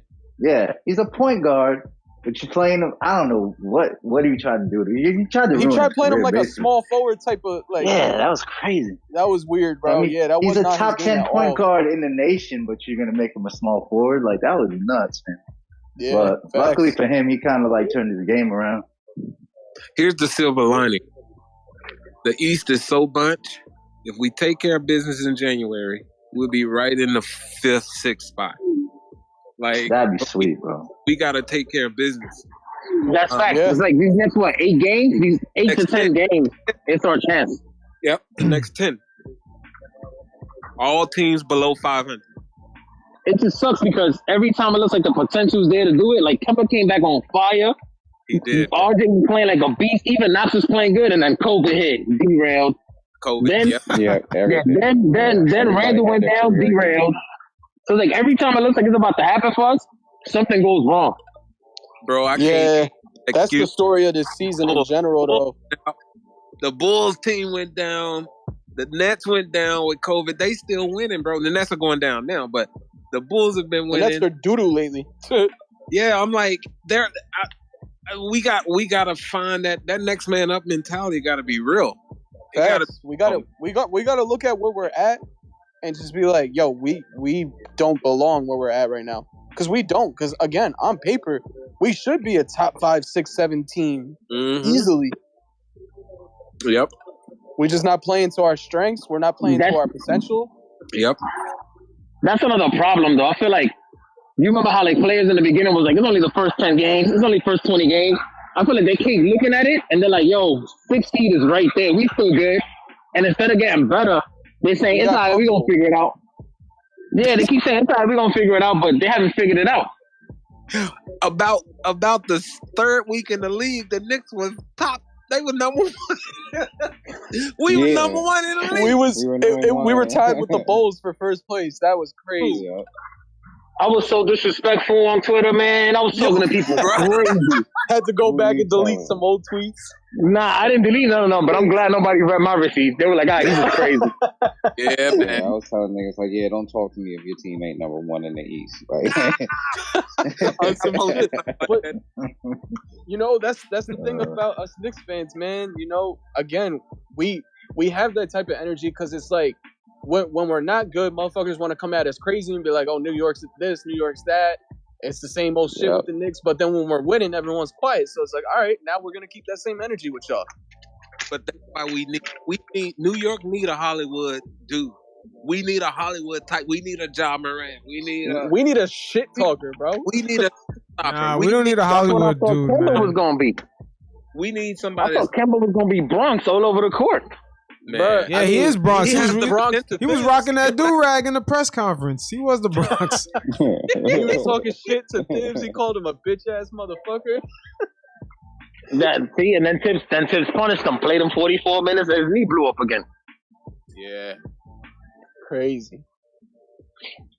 I'm hyped for Rose to come back though. Whenever that is, man. Yo, that's looking like off in the March. ankle and then conditioning. I mean, I can't wait for him to come back, but at the same time, I know it's gonna be a process because he's not young no more. It's definitely gonna be a slow grind back. He ain't gonna come out and get 20 off rip, but I just want to see him back out there, man. Derrick Rose is one of my favorite players, man, all time. So it's tough seeing what he's going through. Yeah, but that's like he's resilient. That's like the story of his career. Like every time he in a good spot, something go wrong. Yeah, he's got to overcome a ton of adversity, and that's what I'm saying with Ja, man. It's like that kid has the potential to be exactly what Derrick Rose was supposed to be, and sometimes it scares me because it's like, well, what if it goes wrong like Derrick Rose? Like, I think I'm not wishing nothing on the kid. I wish him a healthy career. Of course, the boy jumps out the gym. How many times you gonna jump out the gym? Right, for real. There's only so many times that you can do that. But John Morant comes down softly. Remember how wild D Rose used to come down like on those legs and all that stuff? Bruh, he had no care in the world for his legs. I do know how to land. I hope his shoe company is good too. Yeah. Facts. Yo, wait, did we finish roasting Evan Fournier yet today? Man, Evan is like the single black hole on that team. He's destroying the defense by himself, and he gives us nothing on offense. Like, what the fuck? Bro, he was getting cooked by an undrafted rookie tonight. Like, I don't want to hear nothing about that man anymore. Fuck that guy, bro. And it takes me back to when we talked about defense. When they interviewed him, when they signed him and they interviewed him, he was like, defense? Come on, man. My coach in Orlando asked about me. I play defense. Yeah. And I was like, he does? I'm like, he lying to us or he's telling the truth? And then I don't see that shit, man. Overseas in the Olympics, he was locking KD up. Where the hell did it happen to that defense? Like, you allowed to hand check in this league now. I don't know why he don't play that defense that he plays overseas. That's that Olympic basketball. It's hard to tell. It's just too hard to tell. We need a better front office. It's the front office too. Not from a personnel like drafting and getting players. Right. But the front office needs to be like, yo, Tibbs, this is the plan. We either gonna all be on the same page or we gonna fuck up. I'm not gonna lie, man. I feel like, I don't want to give up on Tibbs yet because I love the dude and he definitely brought us to our fullest. He changed our entire culture around, man, for sure. And there's so many players that speak highly of him, but at the same time, I really wanted Mark Jackson, man. The thing is, Tibbs' calling card is defense, and we're not playing that right now. Right. So it's like, did he really change it, or is it falling apart on him now? Oh, it's hard to tell. Can you blame the defense on Tibbs right now? Like, no. Evan Fournier can't stand in front of anybody. Yes or no? Because he got Grimes. He got Grimes and Grimes defend. And he got what's it called? Deuce and Deuce defense. It's just the way he plays the rotations. He's looking at matchups. He needs to fix the rotations to fill in the holes. Yeah, that's a fact. You gotta play certain players with certain players to keep everything balanced. He's old school in that matchup arena. He goes matchup to matchup. Yup. He don't go scheme. Yeah, I think it's time for Alec Burks to take over that starting spot from Evan Fournier. No, not quite yet. Not quite yet. I don't want that. I want Grimes to start. Yeah, Alec Burks' defense be up and down. I like Burks off the bench, man. He just gives us that energy that we need off the bench. Yeah, Burks. Yeah, he's 6 man. Starting when Rose comes. Is Grimes or quick? Is Grimes or quick? Honestly, it needs to start. I honestly think it should be quick. I really do think it should be quick, and because he's a bucket, man. He really is a bucket, but he needs to play the 2 more than the 1. Thing is, whenever Quick starts, his shot's not there for some reason. Yeah, because I feel like that's because we run him at the 1 too much, though. We let him run the offense too much when he Quick and Rose starts. Quick and Rose is where it's at. Quick and Rose. Quick and Rose Quick on the 2. Quick and Rose. If Quick will respect his game and pull a little Reggie Miller, pull a little Steph Curry, and just run around screens, he'd be deadly. But Quick wants to be Lillard and shit. He wants to hit you with the 1-2 and shoot it. Right. Yeah. But if he did the whole run around screens and shit and played off screens, he'd be a beast. Quick said he was trying to be like CJ. He does not have that in his game. You're right. He should be more like coming off screens and all that. But he wants to have I completely agree. He don't have the handles for that. we need that type of scheme. We need that type of scheme in our offense, though. Like Thibs gotta, he's got to take something out of the Warriors playbook and run plays like that for guys like Quick and even Grimes, because Grimes, he's got such a pretty jump shot, man. So I feel like going off what you're saying before you finish, the only thing we got right now is that weird Randle handoff. Yeah, that's the only thing he got to set up a shooter. And a lot of the time it turns into a turnover every time he does that fucking handoff. Yeah, because that stupid ass fucking. Or when he tries to do that shovel pass to Mitch in the paint and Mitch drops it every time. Throwing it like he on fucking steroids, bro. Like, calm the fuck down and get the pass over there, bro. Right, like pass everything. Just hand it off lightly, bro. You right there, like. Yeah, we need. Fuck, man. We need Woodson back. Something Woodson did was different. Yo, when Woody left, bro, oh my God, everything went downhill when he left, man. Yeah, facts. Yeah, I do miss him. Right. Everybody give Kenny Payne all the love in the world, but Woody, there's something Woody did that was different for us. Kenny Payne, he never smiled. Kenny Payne is good with like he's just good at relating to the youngins, but Woodson knows how to coach like the youngin. Like he knows how to really, I don't know what it is, man. Even when we Woodson used to hold his players accountable. That's what they said. Like Woodson used to be like, I'm not playing basketball. I'm not on the fucking court. Don't blame me. And it was like he used to just make sure that everybody's getting in the right position, that everybody's playing the game, and like not try to be too hands on. That's what you got to do as a coach sometimes. Our players are like, what the fuck? No. Yeah, that's a fact. But like what they did today with RJ coming more off, like getting those picks, being like playmaker RJ instead of catch and shoot RJ. We need that. We needed this for a long time for RJ to be aggressive. Like how is he supposed to grow into what he's supposed to be if he just catch and shoot in? Rookie season RJ, that's the one. That's the only thing fits there right. At one point he was like, "Yo, RJ's gonna run the offense. He's gonna be the point." And then look bad. He was running the point. Oh my God. But it was the turnovers because he plays so slow that the turnovers couldn't happen and shit. Right. Like no matter what, you can't speed him up to make him get rid of the ball and fuck up. Nah, I didn't like that. Playing that, he played RJ as a rookie off position. I didn't like that. I was like, nah. RJ and Julius are, I guarantee you, the 3 games where he saw RJ going off, he probably said, "RJ, why you not bringing that every night?" I promise Julius probably said that to him. He said, "Bring that tonight. I'm gonna get mine." They got a spacing issue though, because whenever they play close to each other and like feed off each other, the offense is good. Whenever RJ go to the other side of the court and Julius loses them, we lose it. You're right, but RJ was feeding off the right side tonight, and he was really fucking them up, bro. I love that. Yeah, for somebody that doesn't have a right hand. That's ambidextrous RJ is a beast. Hey. No, but he didn't go up with his right. He drove right and then used his left for like that little, like what do you want to call it? A fucking push shot or a floater. If he could bring that into his bag, like that's how you stop him. And you're gonna have to give him his right every time, because if you don't take away his left, he's going left, and he's gonna get in front of you. But what it's crazy because I criticized him for not being able to finish it on a basket, but like it's like he was taking the contact and I was throwing him off. Now he don't wait for the contact; he just floats it up. Contact. And what RJ does when he's going right, he flips the ball to his left hand and center it into the. I love it. It's so sweet, bro. It's a sweet to use that nightly, bro. You can tell he's learning with that shot. He don't get enough calls though. He don't get enough. That's a fact. He don't get enough. The Knicks don't get enough calls. The whole squad. Of the league. He don't flop when he gets fouled. He just take it.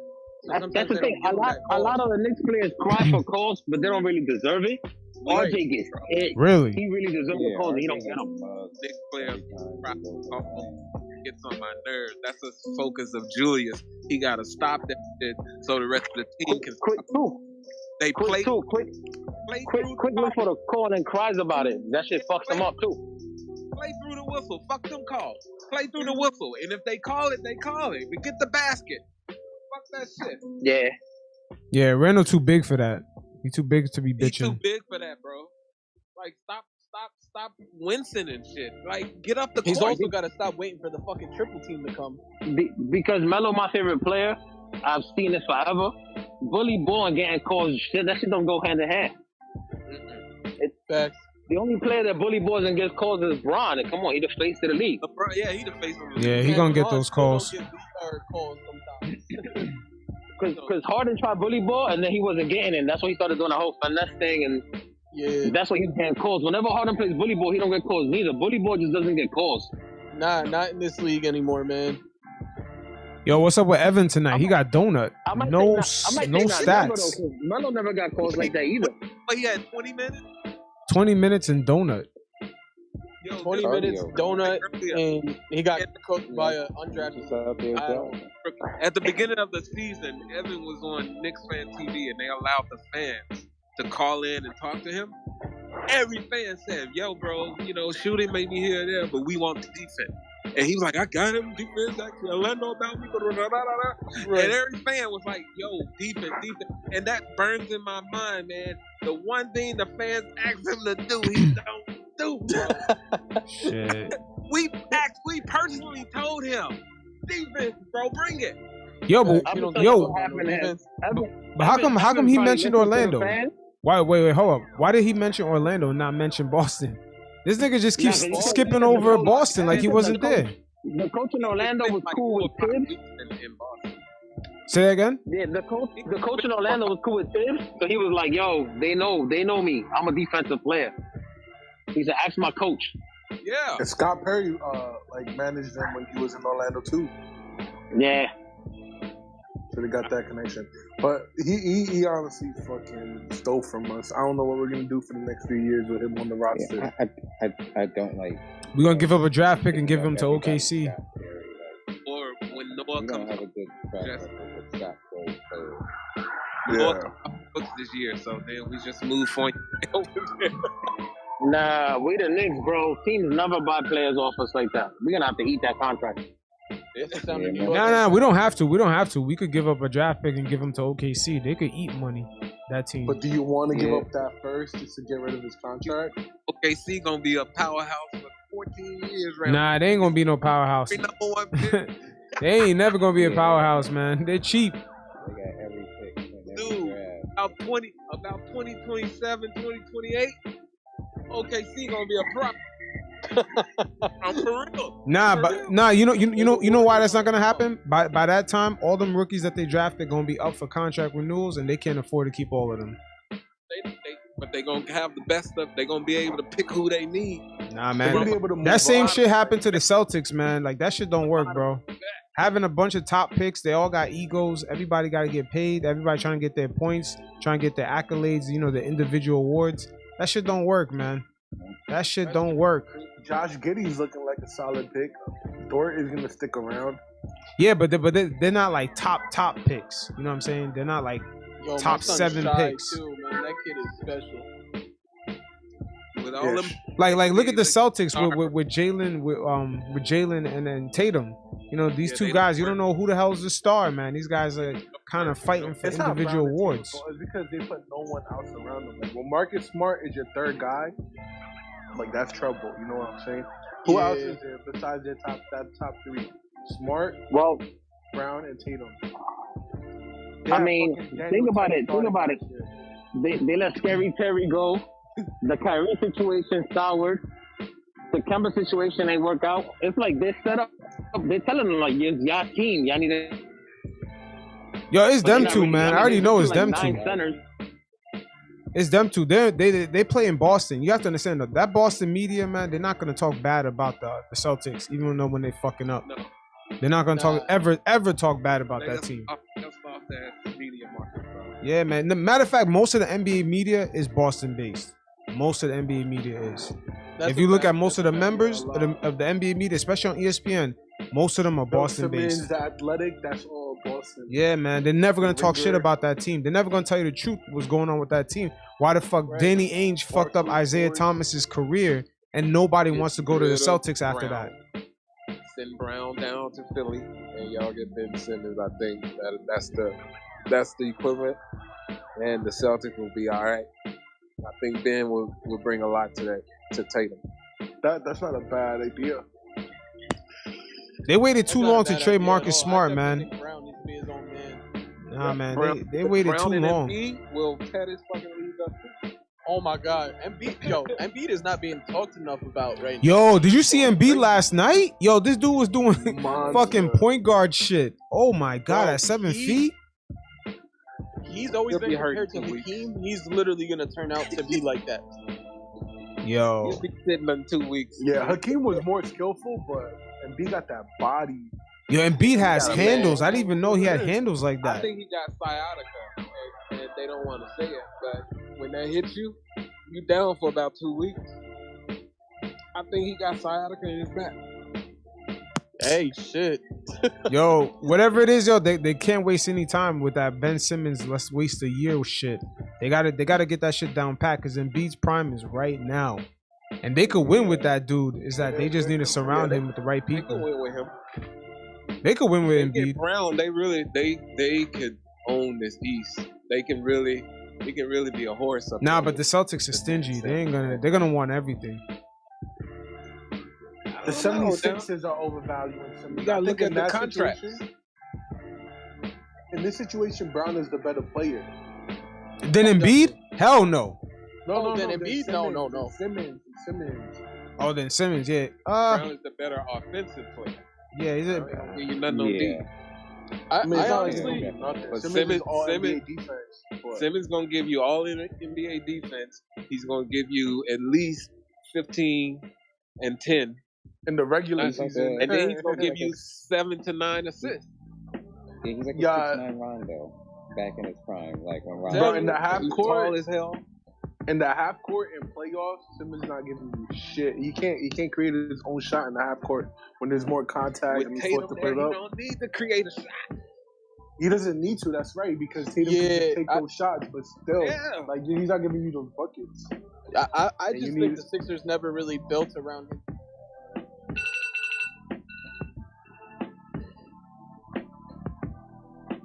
At least he needs to be a free throw line threat, at least something, man. But yeah, he's a you know, But he can definitely work on they, that. they just, yeah, definitely. But they just never built around his strengths. You know what I'm saying? Like they just, even at one point, Embiid couldn't shoot, so at one point, Embiid was just clogging up the lane. You know, so Ben it's Simmons like, scary, bro. I'm telling you, Ben Simmons scary, bro. The perimeter, he might get the ball away from you 6 out of 10 times. I'm telling you. yeah, that's a fact. Y'all remember when Braun was in Miami and like he was still being like past first Braun, and he had all the floor spaces and everything like that, and he was still putting up like 8 points and getting closeout games and stuff like that. That's Yeah. because he wasn't Yeah. attacking the rim. He Right. put no threat on the rim. Like Simmons got to eventually do that. Like he got to make sure that everybody's not sagging off and like daring him to shoot those mid rangers. Right, he's got to make sure people fear him when he drives to the lane. That even if he gets fouled, he can hit the free throw. Yeah. Like He doesn't even that's want to the take those biggest free thing. throws. Work on his free throws, but he should work out of the 12 foot range. That should be his butter. Make it Right. points. Yeah, he should be every other Yeah. right? Yeah, I mean, Yeah. this whole At thing least have he's some going through floater. right No, now. 12 foot. I don't want him to go beyond 12 because he's not going to hit anything beyond 12. But if he's working that little perimeter there, he's going to feast. He be right there. When he get his transitional defensive plays, he's going to get his dunks like Ben Simmons. Ben Simmons Magic is Johnson couldn't 15. shoot. Magic Johnson couldn't shoot, Yeah, but he he was still worked getting into his one. buckets. You right? He just posted in close to the rim, get those easy turnarounds, those hook shots. He's just bigger than everybody. Simmons got to do that, Facts. but he doesn't want to shoot those free throws. He got to work on that, bro. I hope he's 100%. doing that now. Like that's mental. You can unlock that. Yeah, I don't know what's up with his mental because his mental definitely ain't fully there either. No, his mental is not fully there in Philly. He go anywhere else. His Simmons will be unlocked. And Shit, it's not on the crazy Knicks, 'cause bro. when he attacks the No, basket, no. and it's I don't crazy want when he attacks the I don't basket, want he him. unstoppable. He don't work with Julius. Nah, Tibbs would give Nah, him he hell, does. bro. We don't have a bucket getter. If we had a bucket getter, I'd say bring Ben Simmons. 'Cause we have Yeah, somebody yeah, who's yeah. gonna give us- Like if we had the right personnel that could play to his Correct. strengths, you know. Correct, but we don't have a bucket getter. We don't have no one that can hoist up a shot every night and you be like, that's going in. We don't have a Bradley Beal. Nope, we don't have Steph Curry. We don't have Klay Thompson. No, we don't have these guys.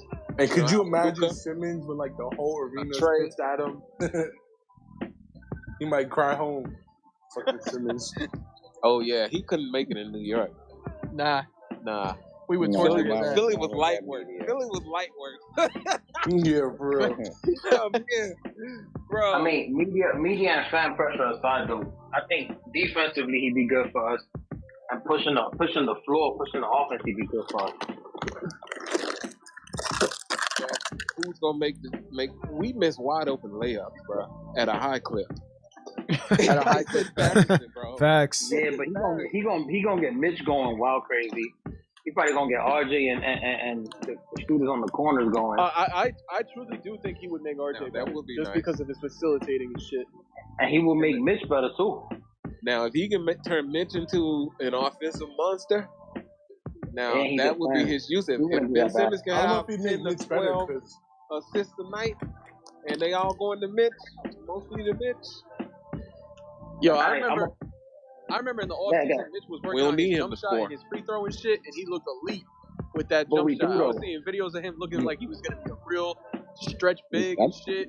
I mean, Yeah, that's LA Get to Fit. the free throw line and shoot with two hands and shit. That's LA Fit. Yeah, but them off-season workouts, man, that's fool's gold, man. They're working Oh, out of course, against of course. against some. Junior had me fucking gas. That's the Ben Simmons stimulus package, man. Workout tape. Like, When they fuck do their out of runs, here. they don't even play defense hard. My- They may be My jaw son Ben jacking, but Simmons they be don't hitting play. half-court shots in the fucking LA Fitness. But alright. The way I think you gotta look at Ben Simmons for us, it'll be like an upgraded Alfred Payton. Shit, So everything I might, else there but better. Yo, I'm not Tommy even Beer gonna hold just you. I said might Evan rather Fournier has Alfred Payton. 0 Alfred Payton actually hit a couple threes. Yeah, inexperienced, undrafted rookie. Not ideal. Nah, but Alfred Payton couldn't even make a fucking layup, so nah. He was a fucking burger, bro. Damn. Nah, we gotta get off that Like, you Alfred would get Payton shit. We mad, gotta leave that like- man alone.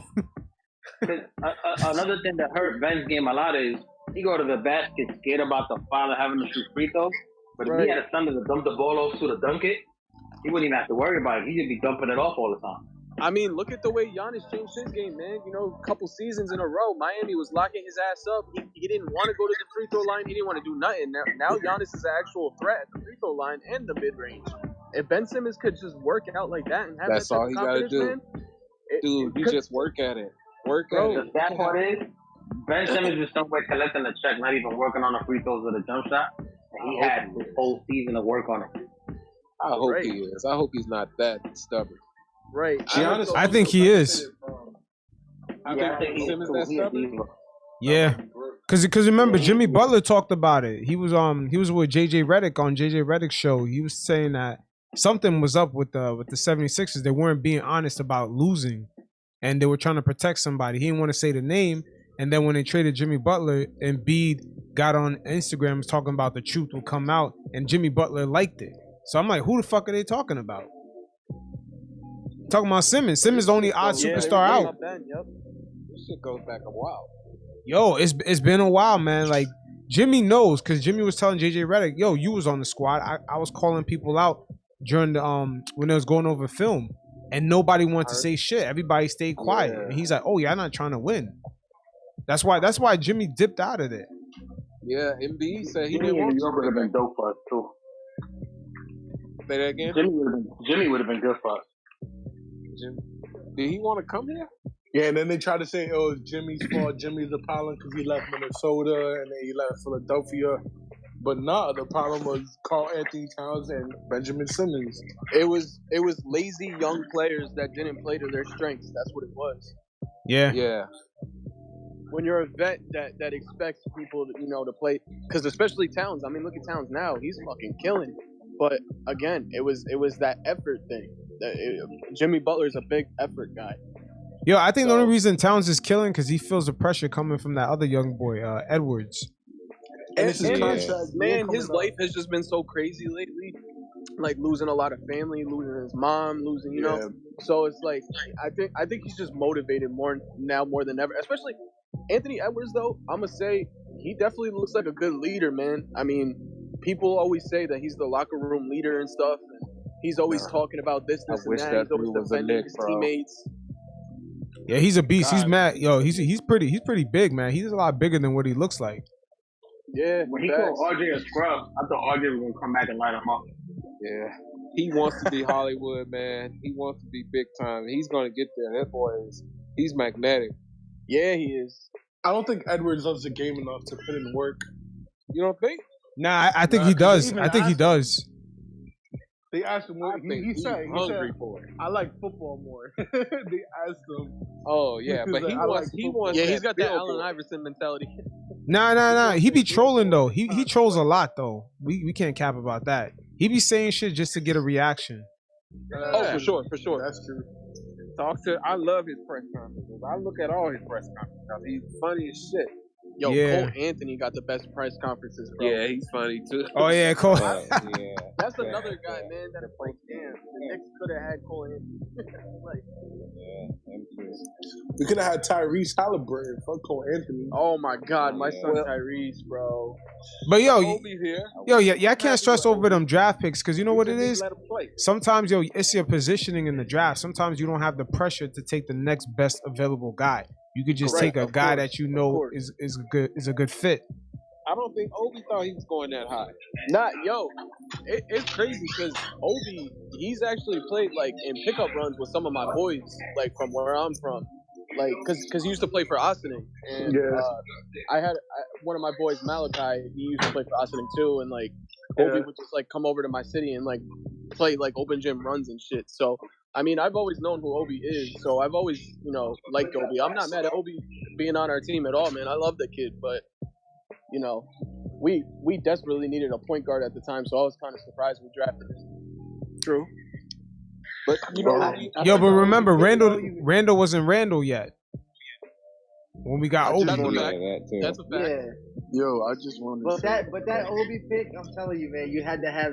I felt like Leon Rose, man, he had to have a splashing pick, bro. And Halliburton, I don't care. I mean, he's a point guard, he's a good player, but Obi was that flash. Like, you got that kid who's gonna dunk, you got that kid who's gonna have the Nike. Obi's you got good those for the jump guards, hands bro. before you even start. Yeah.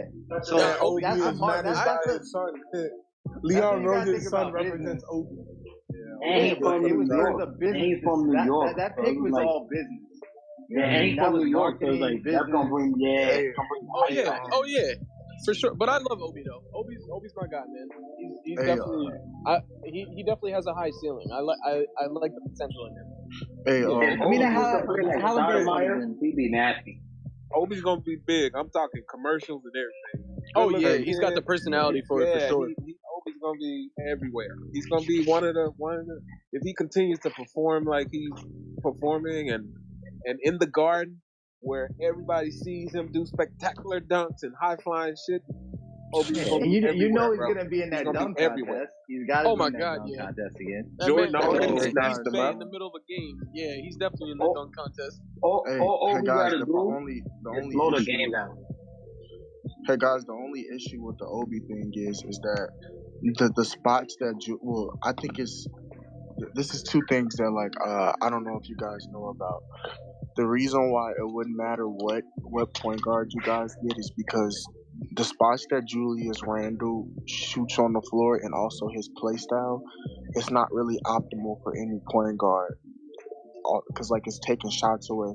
And another thing is the way Julius Randle plays also limits Obi's potential because once again, Julius Randle is no different from a Melo, and the spots that he chooses on the court, it interferes with other players' games because if he's not hitting those shots efficiently, I can't get the word out. You good, bro? If he can't hit those shots, those spots on the court, it messes up everyone else's game. That's what I'm saying. So it's like Julius Randle and all, if he's not scoring like he was tonight, he's actually a cancer for everybody developing and everyone around him. Nah, I feel that, bro. I feel That's that because he forced the issue too. Yeah, so that's what I'm saying. It's like he's no different than just another Melo, and it's like if he's not being efficient, it's gonna mess up everybody's game.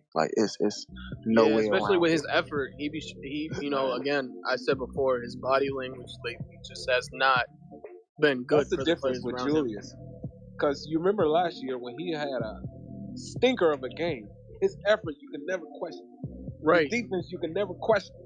Like even when he put up 5 points last year, he's still gonna grab you 19 boards. He's still gonna get you 2 steals. You know what I mean? Yeah, he's gonna have an overall good game. Yeah, his effort was there. This year is like he don't give a fuck. I'm telling you, I'm taking Evan Mobley over Julius Randle. Nah, it's too early, man. It's too early. Evan Mobley's killing, but it's too early, man. But Evan Mobley can't make his own shot. He's just a spacer and a rim protector. But my thing Although is, that's a big thing, it's not Julius. My thing is, but you don't understand is that I feel like the reason why the Knicks do bad as they do is because how do I say it? Julius is a power forward, right? Yeah. He's a power forward, right? Okay. The thing is, Julius Randle is not LeBron James, and I just feel like nowadays, if like Tibbs try to make him play like he LeBron and he not, and that's the first issue. The second issue is that the Knicks, with the players that you guys do have, I know you guys heard of some dude named State, right? Yeah. You guys all heard of State. You know, he was just going on a rant about how, you know, like when we finally got to see the rookies play or whatnot, right? About how he was kind of disappointed in that this team actually lacked talent or whatever. And I told him, I said, I disagree, because I feel like what you have here is actually a bunch of great role players, and you just shouldn't try to ascend them so fast.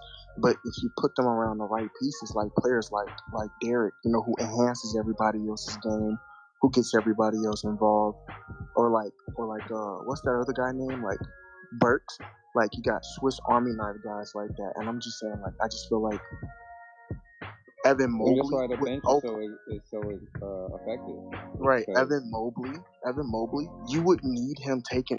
He would do everything you would need versus on the defensive end, and then we got all these guards that can shoot. You know what I mean?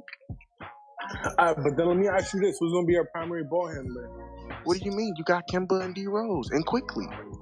Kemba's not going to stay on the court. He gets broken down every other week. Okay, but then you can also can't play more than 25 minutes every game. Who told you that? Nah, D Rose can't. D Rose can't go hard for all them damn minutes. We seen it last year in the playoffs. Yeah, last year playoffs. He didn't break down. He bumped knees with Capella. Yeah, he was looking gassed by the end of that, man. I don't know if it was gas or the knee bruise, but he did look gassed. He got gassed because he was the only one doing shit. that too. 35 minutes. They're not 35 minutes. He was the only one doing shit. Yeah, he was the only one that was like. Yeah, he drove every single play. Julius was stopped every time. Every time Julius touched the ball, the double was already there. And he was shooting at an all-time playoff low of 27%. Bro, what is he supposed to do with that? Yeah, that's what I'm saying. D-Rose doesn't have the legs to be a starter. What? I don't think D-Rose has the legs to be a starter, especially in the Tibbs ran team. That has nothing to do with being a starter. That has something to do with play. Okay, think about this. LeBron James has been on a tear, right? He's 37 years old, dropping 35 points a night, right? Yeah, but he's rare, man. He's a freak. LeBron a different special. Yeah, that's a different breed, man. Once in a generation. You're not getting my point. My point is, you take away the name and just take away what he's contributing. It doesn't matter about him. He still gave them 35 points, right? And they're still losing because the players around them aren't producing or aren't playing winning basketball. D Rose was producing, but the players around him weren't playing winning basketball. Did RJ Barrett show up in the playoffs? I'm not denying that D Rose wasn't nice. D Rose was our best player by far. I'm just saying, like, D Rose doesn't have the same legs that he did when he was younger to play those 40 minutes and not get burnt out. I disagree with that, bro. What he's saying is, if other players around D Rose would have contributed, his engine could have ran a little longer because he wouldn't have to do all the work. Needed to play 40 And I was just gonna say, if no one noticed, you do know the work that Derrick Rose has been putting in last season and this season. Every time he comes into the game, we're actually behind, and then he's in for 12-minute stints. But if you're a starter, you only have you get more stints, you get more breaks. But when you're a bench player, you're in the game for longer stints. Do you get what I'm saying? When you're a bench player, you play with more energy because you know you don't have as much minutes to like conserve. You just going Yeah, out but there that's full not speed. D-Rose's case because when D-Rose gets in the game, Tibbs keeps him in because you guys go on runs when he's in the game. So, like I said, if you D-Rose start him, is part of the closing lineup. Yeah. so if you start him, then you don't have to always be fighting that. He doesn't always have to. It's like it just seems counterproductive. You get what I mean?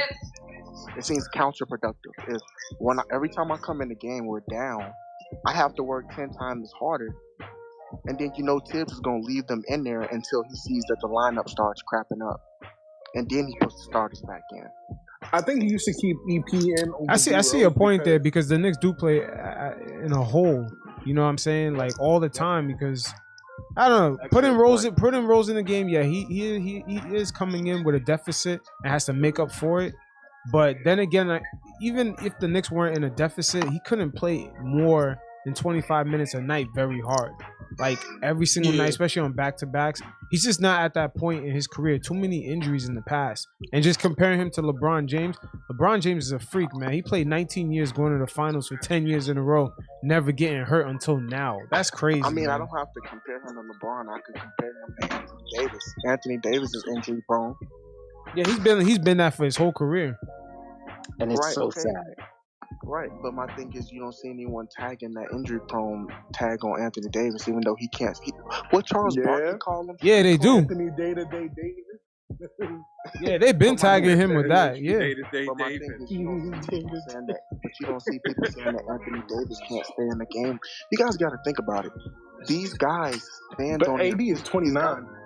Yeah, but you got to think about it. These guys practice. They play NBA basketball still. They practice for 2 hours a day.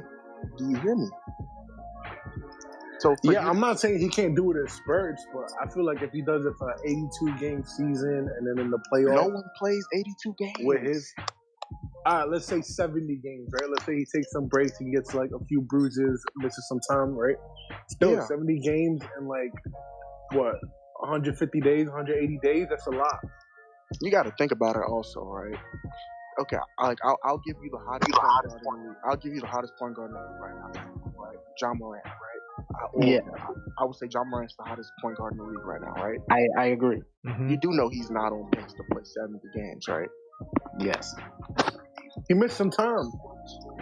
But you don't understand. That's the thing. It's like it just seems so biased and narrative driven when y'all attach that to one player. You got to think about it. But Ja is 22. Right, but it don't Season is matter weird because though. Derrick Rose just got injured again off of his own foot. I think he stepped over his own foot and twisted his ankle or some shit. No, it wasn't that. It wasn't that. I see that. Okay, maybe that's what I can do for you guys. Did you guys not see the article Ian Begley had put out? The reason why D Rose was perfectly fine. When he was in Cleveland, he got clotheslined and he had a bone spur. He had a bone spur that he didn't want to get done because he was trying to prove himself back in the league. Right. So he just said, okay, I'm gonna get it done because it keeps irritating me. So he went and got the surgery done. Ian Begley wouldn't let it be known that it wasn't due to minutes and anything. And another thing you guys don't know is, like I said, when Elfrid Payton was shit in the bed, Derrick Rose was averaging 30 minutes almost that second season. I mean, that second half of the season. But don't you think that the Knicks starting backcourt was better last season defensively than what they are this season? No doubt. For sure. Yeah, definitely. No doubt. But that's why I said that you guys put Kemba in the wrong role. He should have been coming off the bench. Well, no, it's not that. It's just like, I like Kemba Walker, but my thing is that it seems like the Knicks are always getting these point guards when they're at the back end of their career. Yeah, they're always getting but they took a chance with Kemba. That was after the buyout. Everybody goes to die in New York. Not necessarily with Kemba. We had a real two-way point with Raymond Celtic. No, seriously, think about it. Everybody, all the real stars that have played for the Knicks, they all went to New York to die. Tracy McGrady, Mutombo, Rasheed Wallace. But They Chauncey. all go to New York. It's like a last hurrah before you leave the league. I'm gonna go play in Madison Square Garden first. But you know what really frustrates me is Fournier's lack of production. Yeah, it's just all cardio. I mean, that's I always Yeah. say he's out there getting cardio. He just soft, bro. He plays with no energy, no He only effort. performs against the Celtics. And you know, We need to start playing what's the sad? Knicks. Where we played He him doesn't back to take back. that contact straight on his chest, you know. Yeah, but when he was in Orlando, he was scoring over 15 points almost every game, and now he's acting like he can't. Yeah, but that was a long time ago, man. That could have been empty stats on the trash team, bro. Right, You know, right. like, And Like, also, Exactly. no, Like, it actually was type it shit. actually was empty stats on the trash team. I can fact check that. But what I was going to say was, and that goes back to what I was going to say also. You guys got. There was nothing really wrong with the squad you guys had last year besides Elfrid Payton not contributing I wish as much. got Schroeder. But see, no, because you see, that's my thing. Y'all be so obsessed with these big names, but they don't be contributing. Schroeder's not like a big y'all. name. Yes, he is. If Schroeder was not a big name, why do you think the Lakers? Schroeder would have been a good look for him. No, Schroeder's not a big name. He's a beam. There's a difference. So is he on the same level? Is he on the same level as Lonzo then? Same No. tier point guard. No, nah, a little bit No, lower. I think Lonzo, Like one tier lower. I think Lonzo's better. I think Lonzo better. is definitely better. Ceiling So is then higher the, too. the Lakers were going to give Dennis Schroeder $90 million. What are you talking Yeah, about? but To be honest, I wouldn't. Yeah, that's I because they wouldn't- were desperate, bro. Was it 90 or that was 60? desperate. The Kings gave 64. Harrison Barnes 94 mil, bro. Yeah, I think they were trying to use Dennis Schroeder as a trade piece for a The mega Kings trade. did that so the Warriors don't match. Yeah, I know, but still. Yeah. But my whole I ain't No, giving no nah, damn nah, Harrison nah, Barnes you gotta 94 think, mil nah, when nah, I you could have gotta- gave him 10. Now you got to think about this. That Schroeder contract. You think about the options that they had after Schroeder didn't take that contract for point guards. That's why they offered him that contract.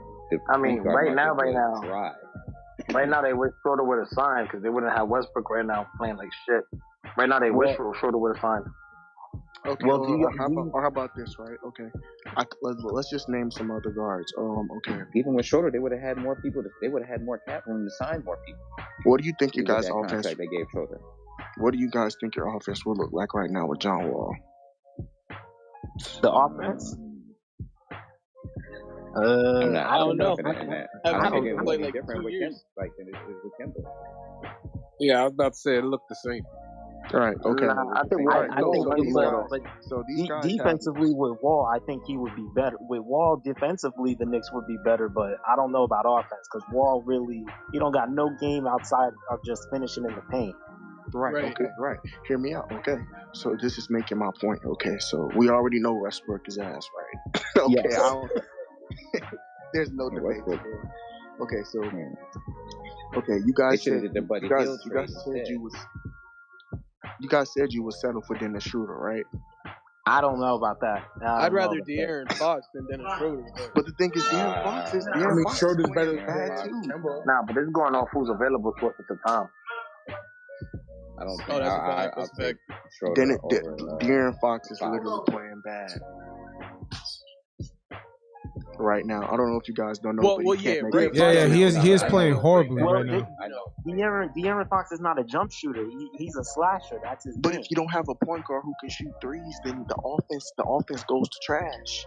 Yeah, 5-on-4, just like when it was the Alpha Payton. Right. These are guys that's what I'm trying to tell you guys. Like, I'm not saying you guys, but most of the Knicks fans, they get obsessed with names, and I'm like, these guys are not impacting winning right now. No, I don't want names. I want good players. Right. Here's with me with being a Knicks fan, I just want them to be competitive on a nightly basis. I don't want blowouts. Yeah, and That's all I would would like. stock of the league. Like, Yeah, exactly. Like, Yeah, we're if just they- looking for upgrades. Like we're not that ambitious for a title at this point, you know. But like RJ not fully developed, Randle being 1A. It's like let's just upgrade and play like high quality basketball, and then this goes back to like I said, this goes back to the conversation is completely asinine until you get rid of the cancer. And what's the cancer? And the cancer is Julius Randle. I don't think he's not the main issue though. No, Or okay, see, he's not he's the the main. cancer. He's not the be main your number issue, one but guy. he's in the wrong role. He's But not a but number see one you guy. see He's but better see as have your you guys second or seen the third best past player. 2 games the Knicks have played without him? Okay, you can't count that because you guys I didn't wouldn't have count your those other games. players. Yeah, we didn't have a Exactly. center for one of those games. Like majority of the teams in the league, majority of the teams you can't really judge them because majority of the players are out in protocols right now. Right.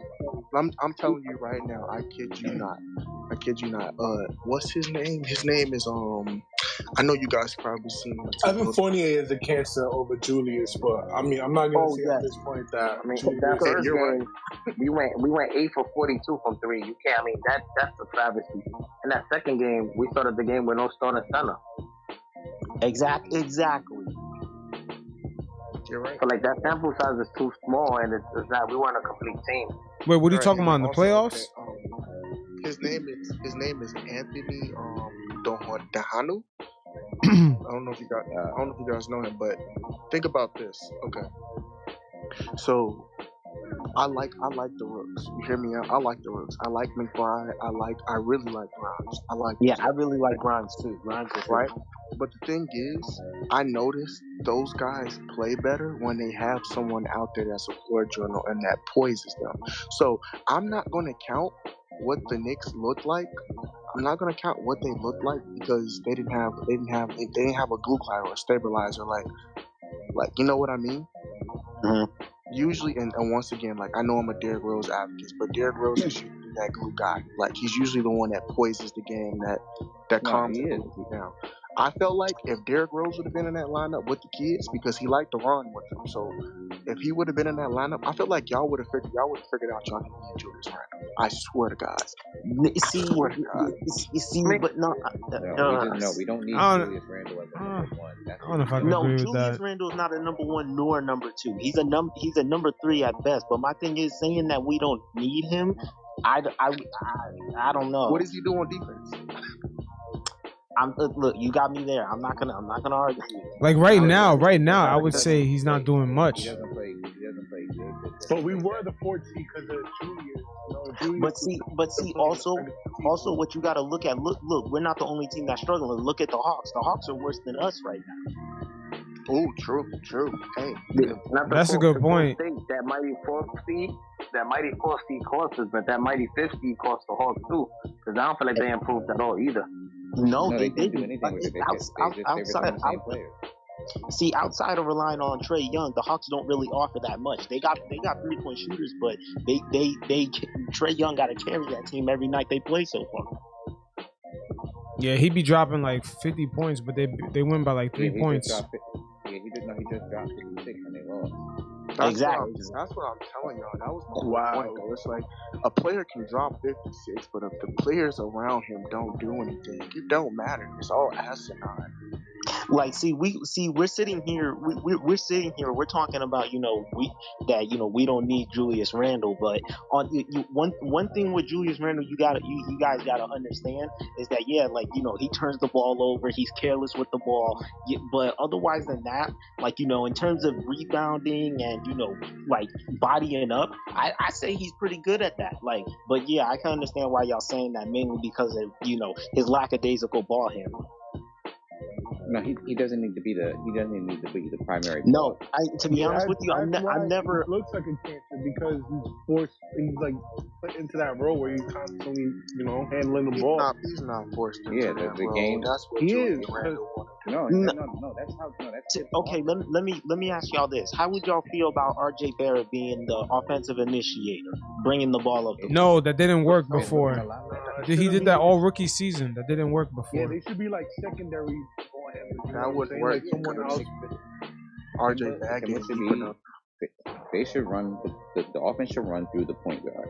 That's who they should. Okay, I get that. I mean, look, I'm not a fan of the power forward dribbling the ball up the court because clearly, I'm pretty sure we've all seen how that works out for Randle. It doesn't work out. He averages at least. I think he's averaging his highest turnovers right now. I mean, I today, I don't know. Nah, true story today. today, Breen said it. The problem is when Julius, RJ, whoever bring up the ball, they don't bring the ball up quick enough. So by the time they get through the half and they set the offense, I remember that. by the time they set the offense, they got like 6 seconds left on the clock to figure it out. Yeah, So they that's gotta what I'm play saying. faster. They should be handling from inside, like the 3-point line, like somebody handing it off to them. You know, they already have a step on their guy, not like not the initiator. We don't have that guy yet on the team. That's why, like, Randle don't do good. He's forced to do it. With Kemba not on the court, with D-Rose not on court. But see, okay, at this point of the season, would y'all bench Fournier or would y'all leave him in the starting lineup? Yeah. I'd bench him. Bench him. Bench him like he I did. benched them 20 games. Give him some D&Ds. To be honest with you, would you put Burks in at the shooting guard or would you leave him on the bench and switch him out to somebody? You know what? Quick at the shooting guard. No, I would put at the shooting guard. No one's going to do I would Starting grind. No. Oh, okay, yeah, dark guys. But what do you guys think it is? Because we still have not seen it. What do you think of Derrick Rose and Kemba Walker on the same court together? And I know no defense. No defense. Right, I know you're gonna say that, right? I know you're gonna say that, right? But think about it. That would stretch the floor. Who you putting at 3? Who you putting at 3 though? Okay, Don't tell me Obi. I don't care who between Kemba. I don't care who initiates the offense between Kemba and Rose. But I do want Obi Randle. I like that Obi and Randle because they actually play well on the same court together. That's true, but Obi and Randle can't be a part of a starting lineup because that's weak rebounding right there. Both of them are going to be There's no rim protection. I mean, Randle does, like we said, but Topping and Randle, you're just giving away the whole thing. It's like easy. How? So you telling me a lineup? Okay, I mean, besides Kemba getting beat off the dribble at the perimeter, you're telling me Mitch, Obi, and Randle can't guard. Remember, there are times Randle's lackadaisical when he goes up for the. Both of them don't be rebounding and getting blocks. Toppin is a weak body right now. Exactly. Yeah, you're giving up strength with Toppin, and then Yo, Justin, your mic is muted. Well, who's our best? I'm not gonna lie to you. I need to know I can't bench RJ to play Obi and Randle at the same time. I'm sorry. Yeah, I can't. He said Obi at the 3. But see, if you play both point guards, where's RJ playing? So we're already in the conversation now. We're trying to figure out. To be honest, I want to tell you the main issue with the Knicks is that they leave 3-point shooters wide open every possession. That's the main issue. Facts. Yo, but that's been an issue since last year. Because like they get beat that easily, like initially, and then the ball swings around to the open shooter, and they're overhelping. Exactly. And it's crazy because even Mitch used to guard the 3 last season. Exactly. Have you seen a single good defensive sequence from Evan Fournier this year? Oh no. I've seen him hold himself off one-on-one a couple times. Yeah, he stopped Jason Tatum. Okay. But here's the thing. We knew this when we signed Evan Fournier, where we knew that when we paid him all that money, it wasn't going to be for defense. We got for offense. But we're not even getting offense from him. That's the issue. No, we get offense. The problem is it's inconsistent. And every fucking thing is inconsistent. Like even when we gave him that 20 money, points in the game, he's pedestrian. To be honest with you, like when Bullock left last season, it hurt. It like I was not a fan of him leaving. Yeah, I didn't like that either. But we had the only reason why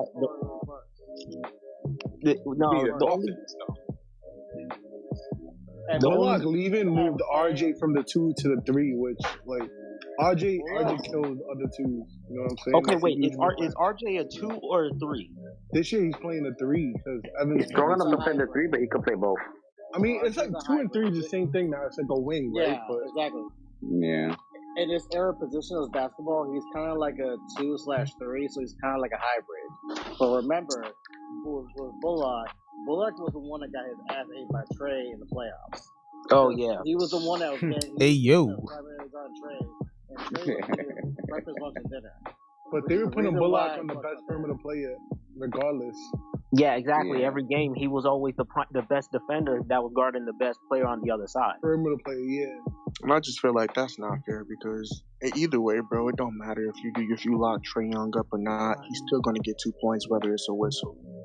So Exactly. That's it's what I'm saying. not Like, during those playoffs, look, yeah. I mean, That's not obviously, I hated what Trae Young did last season, but we can't sit here and deny that Trae Young's game is nice. that it's not nice. No, that it is nice. It is nice. He's gonna get his points Trae Young's a regardless. star, It bro. is. He's gonna get his the points bottom line regardless, also- especially with the rules, the way it's set up. He's gonna get his points And regardless. we didn't have that offensive player to attack him and make him work and get tired too. Yeah, that was pathetic that they were able to see- put Trae Young on Reggie. Oh my god. But see, here's Yeah, the they thing, hit him on defense. man. See, and we can only be stuck with what is, because I'm not saying that it would have made a big difference, but not having Robinson in the playoffs against Capella last season, it really hurt. Yeah, because that last game that we played against them, It would have made a difference because Capella ate Mitch's lunch this season too. So Well, but see, the last time they played. Yeah, last time, No. Here's the thing. Last time they played, where Capella got ass ate, it wasn't Mitch. It was Jericho Sims that beat his ass. Oh, in yeah. Atlanta. That was Jericho Sims, not Mitch. Because Mitch was fucking up left and right. Jericho Well, see, Sims Mitch was the one is that just. kind of held him in check. But see, Mitch is struggling overall this season because last season Mitch was having his best season before he got injured, and this season it's like we're getting garbage from him. Well, you gotta remember, there's two things with Mitch. Number one, Mitch is coming off 2 different injuries from last year. He came off a minor injury, and then he came back, and then he fucked up his foot, and then he was done for the year. The second thing was, in the offseason, he put on more muscle because he didn't like the fact that he was getting bodied. Yeah, Drummond was bodying. Go back to that, and you go back to that Atlanta series. The whole point of Capella going off was because Capella can have his way against Nerlens Noel and Todd Gibson because he just bodied them. So Mitch put on more muscle to deal with the Capellas and the Joel Embiid and all those big guys in the East. But see, my thing was that what killed the Knicks last season, it was like that playoff matchup was supposed to be their defense versus Atlanta's offense, and clearly, obviously, we all knew Atlanta's offense was gonna, basically smack them, but it was just the lack of Knicks not making perimeter jump shots that was the issue. Yeah, like it was cold that whole series. But it's because they also knew how to guard Julius Randle. Yeah. They got Yes, but because when Julius did kick the ball out to the open man, he couldn't knock down the shot. Exactly. That was a high clip. And that was He a big didn't problem play against that good, series and he because had no help. Julius owned Atlanta the entire regular season. Exactly. In the They 3 swept games them. he played them, he whooped their ass. Yeah, he averaged like 37. The problem was Atlanta got healthy at the right time. They got TJ Reddish and all those people back healthy, so they had bodies to throw at Julius. But and because of the Alpha Payton situation, we were forced to start Derrick Rose, which fucked up our bench because Derrick Rose was our bona fide 6-man. But because of Alfred Payton, we had to start Derrick Rose, which fucked up our bench because Quickley wasn't ready at that time. Toppin wasn't getting the minutes, and everyone else was kind of like, if you work, cool. If not, then it is what it is. Even Burks was like on and off, versus like Derrick Rose was like our bona fide 6th guy. And it's like we gotta start you because Alfred Payton's like useless against Trae Young. But see, the thing was, what I didn't like was that, look, we all know playoffs and regular season are 2 different things. And I was Randle averaging over 30-something points against Atlanta last season was good. But see, everybody knew by the end of the season, all you had to do was just throw another body at Randle, and then that was it, because he showed off his whole bag in the 3 games in the regular season, and then Atlanta was just like, okay, we know what he's gonna do, and also force him to his right, and that's what they did. Exactly. Even Gallo was locking him up 1-on-1. Just the game plan was let Julius Randle shoot early. Don't let him get too close to the rim. We're gonna bring a double before he puts it down. Hey guys, I'm Gallo getting was ready to knocking go. I down just wanted to say threes that too. it was cool talking.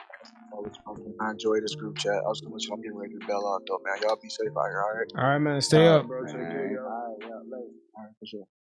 Yeah. It wasn't even Gallo. It was actually like CJ Reddish and like Cam Reddish and those guys that were like locking up Julius in the playoffs. Gallo had nothing to do because Gallo was off the bench. Gallo was second unit. And Gallo's missing mad shots. It was Cam Reddish and it was the other dude that didn't fuck up his knee in the regular season. That dude. Gallo played a lot of minutes, bro. Gallo was on the court for a lot of the games. Gallo was off the bench. Was a Herder killed us, bro. Yeah, he had. Oh, Gallo yeah, had a yeah. couple games. Herder killed us. Gallo and Herder definitely killed it was Cam Reddish and it was the other dude from Herder. It was all Cam Reddish and Herder. They killed us. No. Nah, it was John Collins in the last few games. Oh, John Collins. Yeah, John Collins did too. And don't forget those oops to Capella too. That's what was really annoying. That was crazy. And that's why we were waiting on Mitch because Capella owned Nerlens Noel and Taj Gibson because we were too small in the paint. And Capella has way with him. That's why we're like, we need Mitch back. We need Mitch back. Now, Capella owned the paint.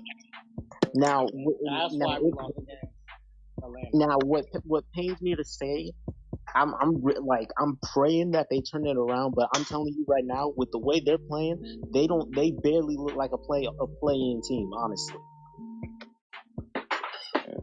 Shit, we'd be lucky if we get there. Yeah, there's too much win 3 games here, then lose like fucking 6. It's been inconsistent. It's way too. Now we have 10 games of below 500 teams. Exactly. I want to see what we made. What are we made? These next 2 games against Boston is real important right now. I want those. I mean, you can still be optimistic about everybody on the team. I want those. Those the are only person I have no hope for is Evan Fournier. Yeah, no, I don't have like. Yeah, I got. But see, I don't know if Tatum's gonna play because Tatum is in protocols right now. But I wouldn't be surprised if he suit up though. It's very simple. 3-point defense. I want RJ Barrett to face off with Tatum. That's good for his growth. You need games like this. 3-point defense. We were top 5 in the league last year in 3-point. Yeah, defense. That's why we were very good. This year, we're like bottom 5. Well, see, here's the thing. See, but here's the problem. The one bringing the ball up, they let them blow by, and then they want to send 3 bodies at one dude and leave a shooter open. That's what kills them. Yeah, and that's what I'm saying. 3-point defense. Like last I don't year, they were missing it for whatever reason. It was open, contested, whatever. No, last year the shots were open. The shots were open last year. They were just missing it against us. You can say some of that is Reggie Bullock playing defense. Some of that is them missing wide open threes. Yeah. But they were missing it last year. This year, they're not missing. Well, that's because last year the Knicks the Knicks closeout defense was pretty decent, like you said. Like some of it was missing open shots, but 9 times out of 10, what made the Knicks good last season was the fact that their closeout defense was good. Yeah, they, like you said, they were the top half of the league in defending the 3-point line last season. Now they're in the middle of the pack because they keep leaving the 3 wide open. But here's the conundrum. They're playing with more intensity. No, wait. Go ahead. The conundrum is the only major change from last year's team to this year's team is from Alfred Payton to Evan Fournier. That's the only major change. They purposely brought. Wait, what about Kemba? Bullock was major too. Wait. Kemba is a low risk, high reward. They got Kemba on a very, very low. And Kemba started because of injuries, COVID, all that shit. Nah, Kemba was that day 1 starter. Wait. Yeah, he was day 1 starter. Kemba was day 1 starter. Hear me out though. Derrick Rose had said, yeah, he was a starter. The only major change we really made outside of Kemba is we turned Reggie Bullock and Evan Fournier because we got outscored by Atlanta in that series, and we're like, it doesn't matter what our defense is. if we can't score with Atlanta, we're fucked. And that's why we flipped Reggie Bullock to Evan Fournier and said we can bring back Bullock and Alec Burks, but we made a choice and we said Alec Burks instead of Reggie Bullock for that simple reason. But see, Now, and see, because our offense isn't flowing and it's not going well, that's where it's like everybody's not paying out well. But that's why everybody's here and fucking Reggie Bullock and Evan Payton's not here. We got outscored and we got scored in this league in order to win and stuff like that. they were saying that offense in the playoffs wasn't functional because every time they got the ball to Reggie Bullock, who was being guarded by Trae Young, he couldn't do shit. He couldn't put the ball down. Yeah, that's because Bullock is a spot up shooter. Yeah, he can't dribble, right? Bullock And that's can't why put the Trae ball- Young was yeah, able to he can't guard put him. the ball on the floor. So they're like, if we get Evan Fournier, now we have a more dynamic offense. But really, the truth was Evan Fournier just put up numbers on a He fucking ain't been track so sheet. dynamic. Yeah, Exactly. and he's a Alfred Payton negative was on the defense. worst Alfred Payton was the worst starting point guard in the entire playoffs, period. And Reggie Bullock is a 3-and-D guy. And Trae Young ate his possession dinner. So it was like, we have to make a change because we can't score, and Trae Young's eating our best defenders like lunch. What are we going to do? Unfortunately for us, we spent a lot of money on Fournier coming off the Olympics when Evan Fournier actually balled out. Exactly. It didn't go to DeRozan, which we would Yeah, have paid too much should've money went to to DeRozan, and it doesn't matter. And DeRozan may not have worked out in New York. I don't know. I don't know. Remember, really people were. Not Remember, DeRozan and RJ. On the remember, same- people. No, the Knicks really wanted Lonzo Ball. It's not enough shots to go around. Yeah, I but think they were Lonzo trying to get doesn't both make shots. Lonzo and DeRozan. I think they wanted Lonzo. Because remember, people said that DeRozan wasn't going to work out with Levine, but look at them. Look at them.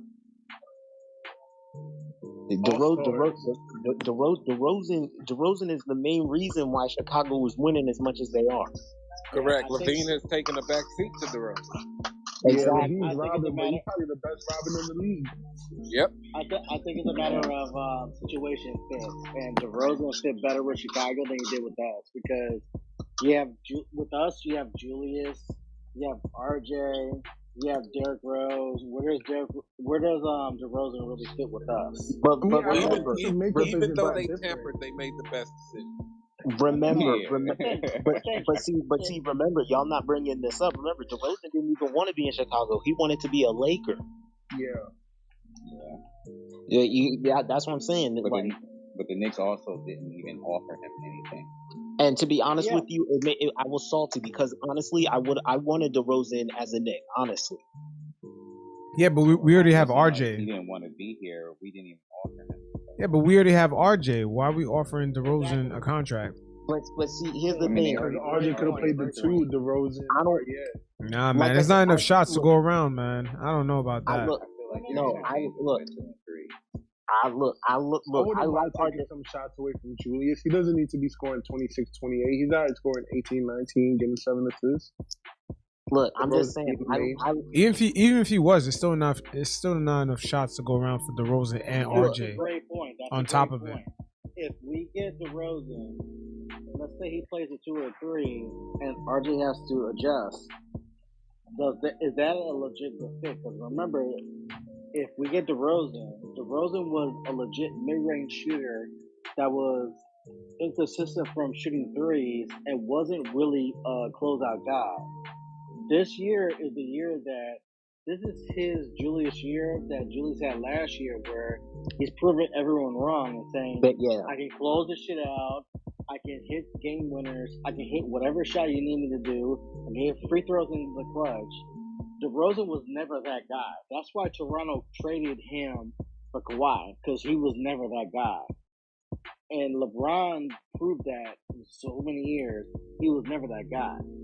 And if DeRozan was in New York, basically RJ would become Lonzo Ball, averaging like 17 points or 13 points per game. But sometimes coaching means a lot, and the right coach unlocks the right player. And sometimes, okay, Billy Donovan's system may work for DeRozan, but Tom Thibodeau's system may not work for DeRozan. So what's working in Chicago may not work in New York, and that's my point. Chicago and New York play there's pretty no much spotlight. the Chicago, same. there's no spotlight. But Chicago, But there's no Chicago's spotlight. like top They're 3 just market. expecting if you make the playoff, we're good. New York, we have expectations. We made the playoffs last year with Julius playing second, all NBA second team. We made the playoffs. We were going toe to toe with Trae Young last year, so we have expectations. Chicago has 0 expectations. So if he goes there and takes them to the fucking conference finals, it's golden. DeMar DeRozan can hear no shit. Exactly, they overachieve. First, if he goes to New York, if they don't make the playoffs again, who are we gonna blame? It's not gonna be Julius because we love Julius. So you saying DeRozan's playing good because he's not playing with any pressure? No, Nah, he definitely doesn't have any pressure. No, I think it's a combination. I think he has the right coach, the right system, the right team, the right complementary player in Zach LaVine, the right other complementary player in Lonzo Ball. And for some reason, it lacks the other part of his game that's always been there, which is that 5% of a superstar that's like, you can close in the last 2 minutes. LeBron's not here anymore. You have to have PTSD of LeBron, and you can just ball the fuck out, and we got you.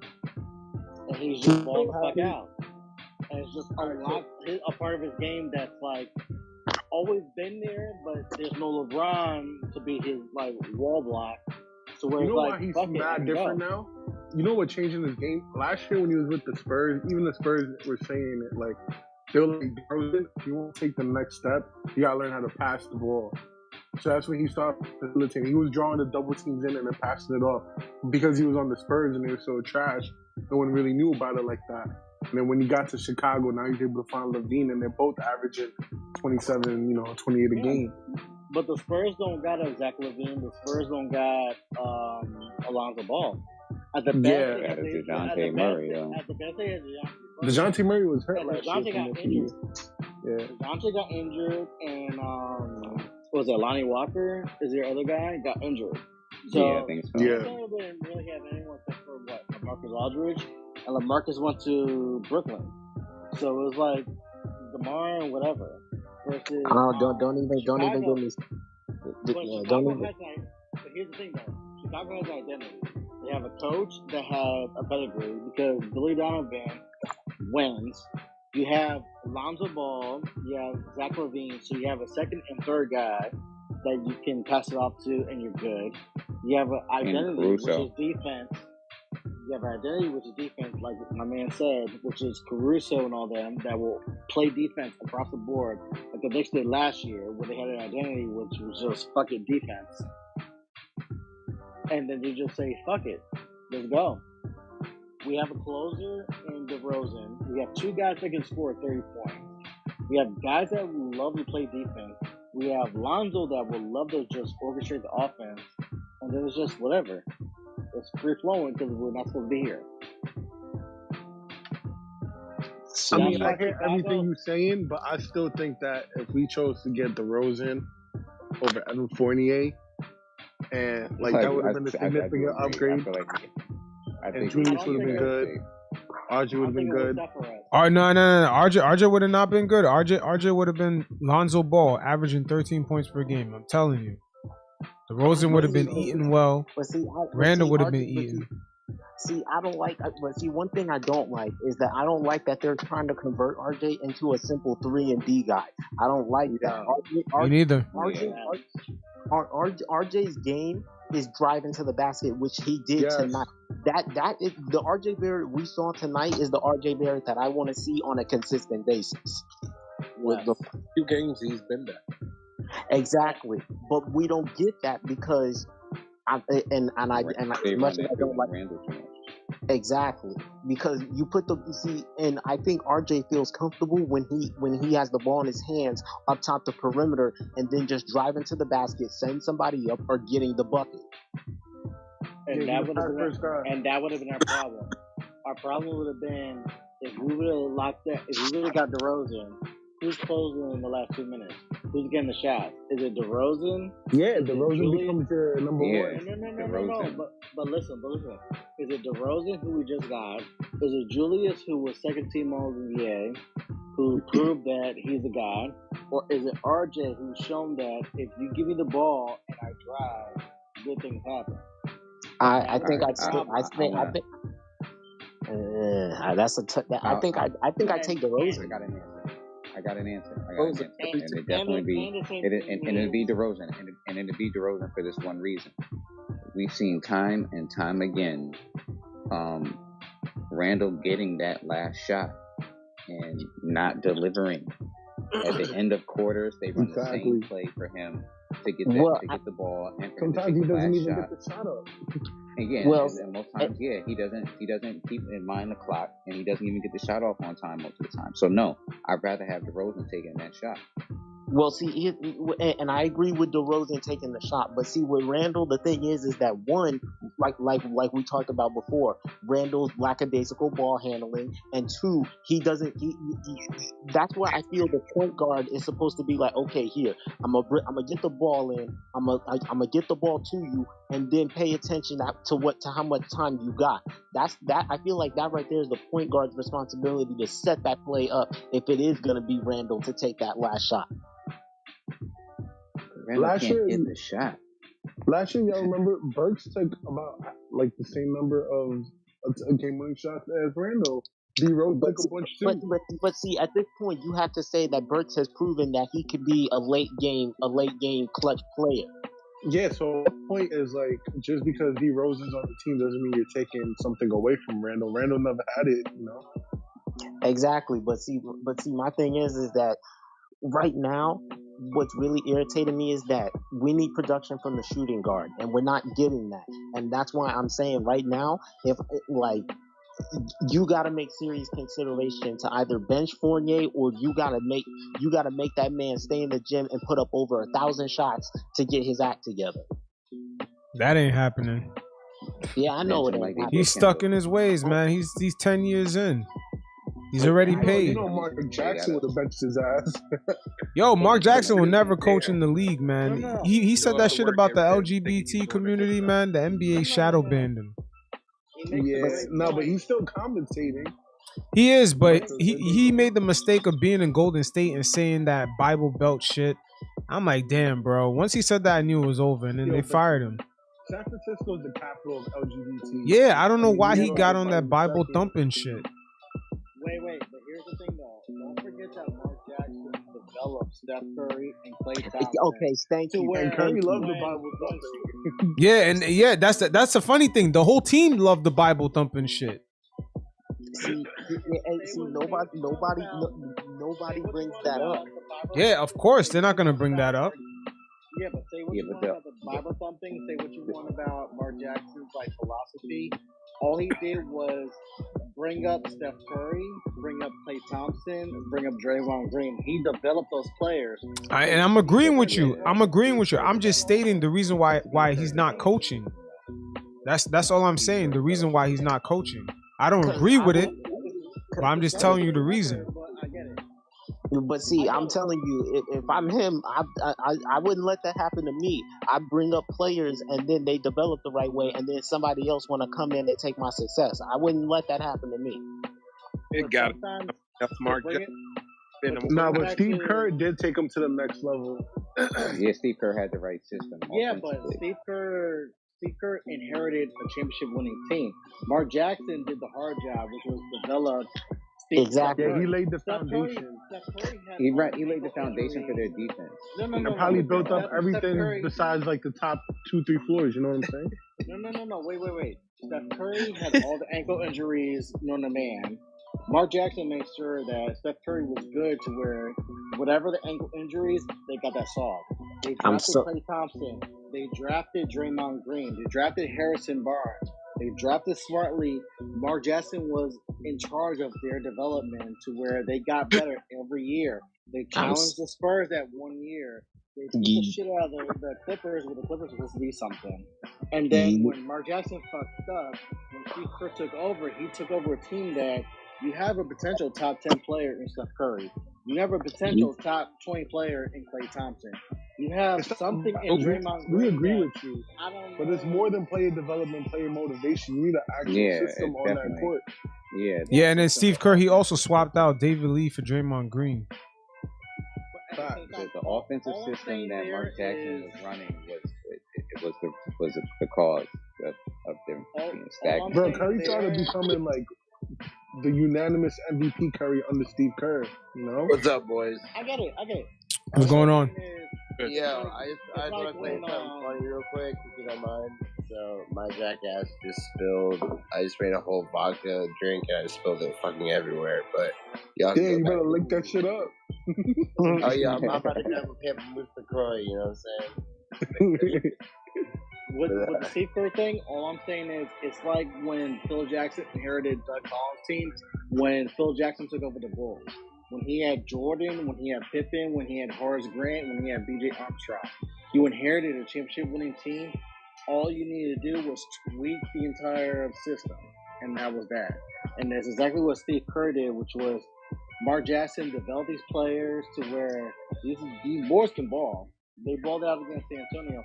All Steve Kerr did was tweak the system, and all of a sudden they went from they can ball to we got a fucking dynasty. That's all I'm saying. Right. It's the same shit that Phil Jackson did with Doug Collins, which is like I have Michael Jordan. All I gotta do is just tweak the system, and now I'm unlocking everything. Oof. That's good. That's good. That's a good point.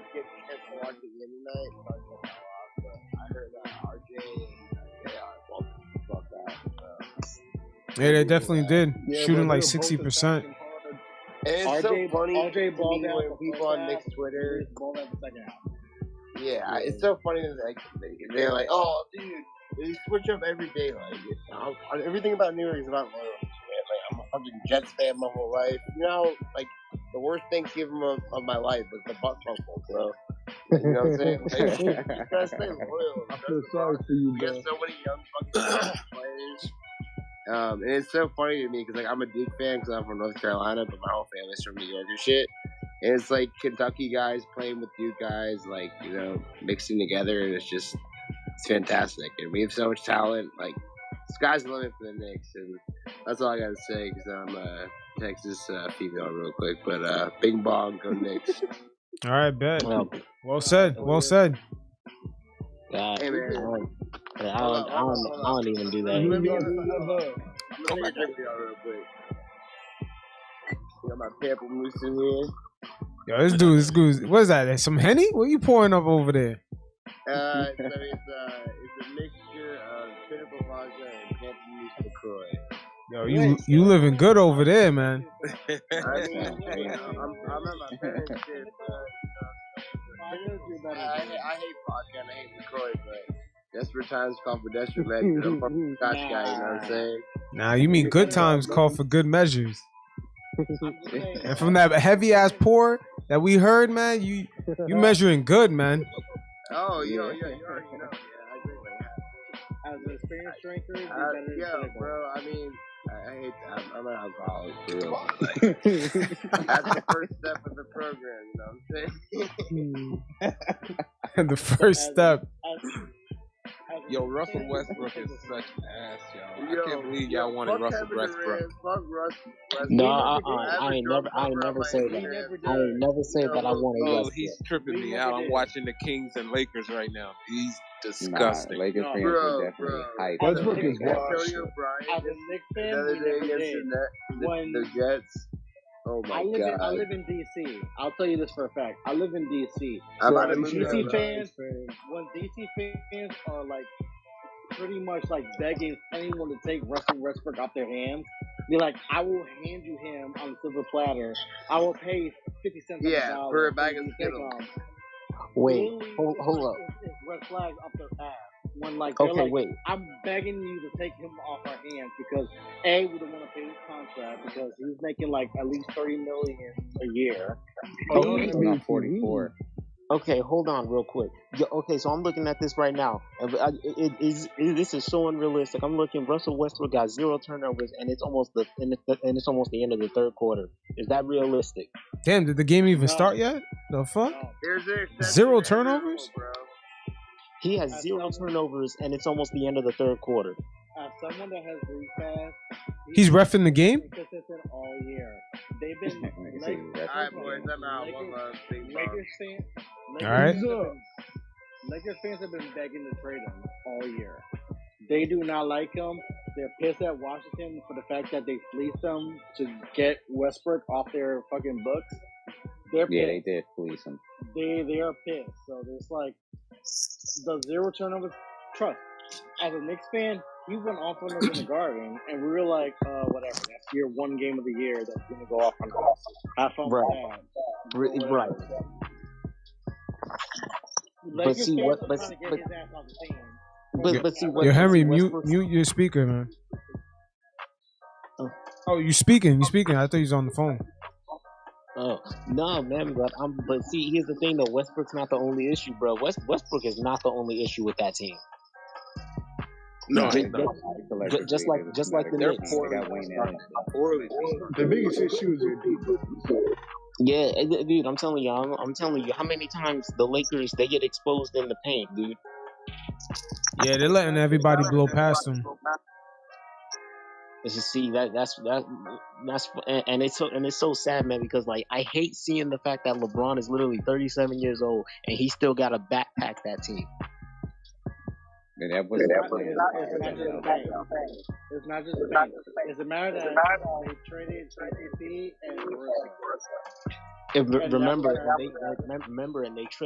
and they traded Ingram away as well. Ingram, I think trading Ingram was a bad move on their part. No. Yeah, Henry, mute your mic when you're not speaking. All right. Somebody's echoing. Yeah, that's Henry. Just mute your mic when you're not speaking. All right. Nah, I was just saying that the Lakers, where they fucked up was they let KCP go, but they let Caruso go. Caruso was their identity. Because Caruso wanted to take less money all too. Defense, all hustle, and it's like if you watch when the Pistons won the title, when the Mavs won the title with Dirk, you need those kind of hustle guys. Even when the Heat won the title with LeBron, you need those kind of hustle guys. And they let Caruso go for money and shit like that, and that's where they fucked up, where they were trying to go talent over those blue guys, and then AD the biatch too. Before he went down, AD was playing so soft. He could have been the stretch 5 that they needed right now. Also, they traded for Westbrook, and that's what I was saying. DC was begging everyone to go take. Yeah, but AD didn't even want to play the center. What about AD? He didn't even want to play the center. AD was always AD does not want to play center. He wants to play power forward.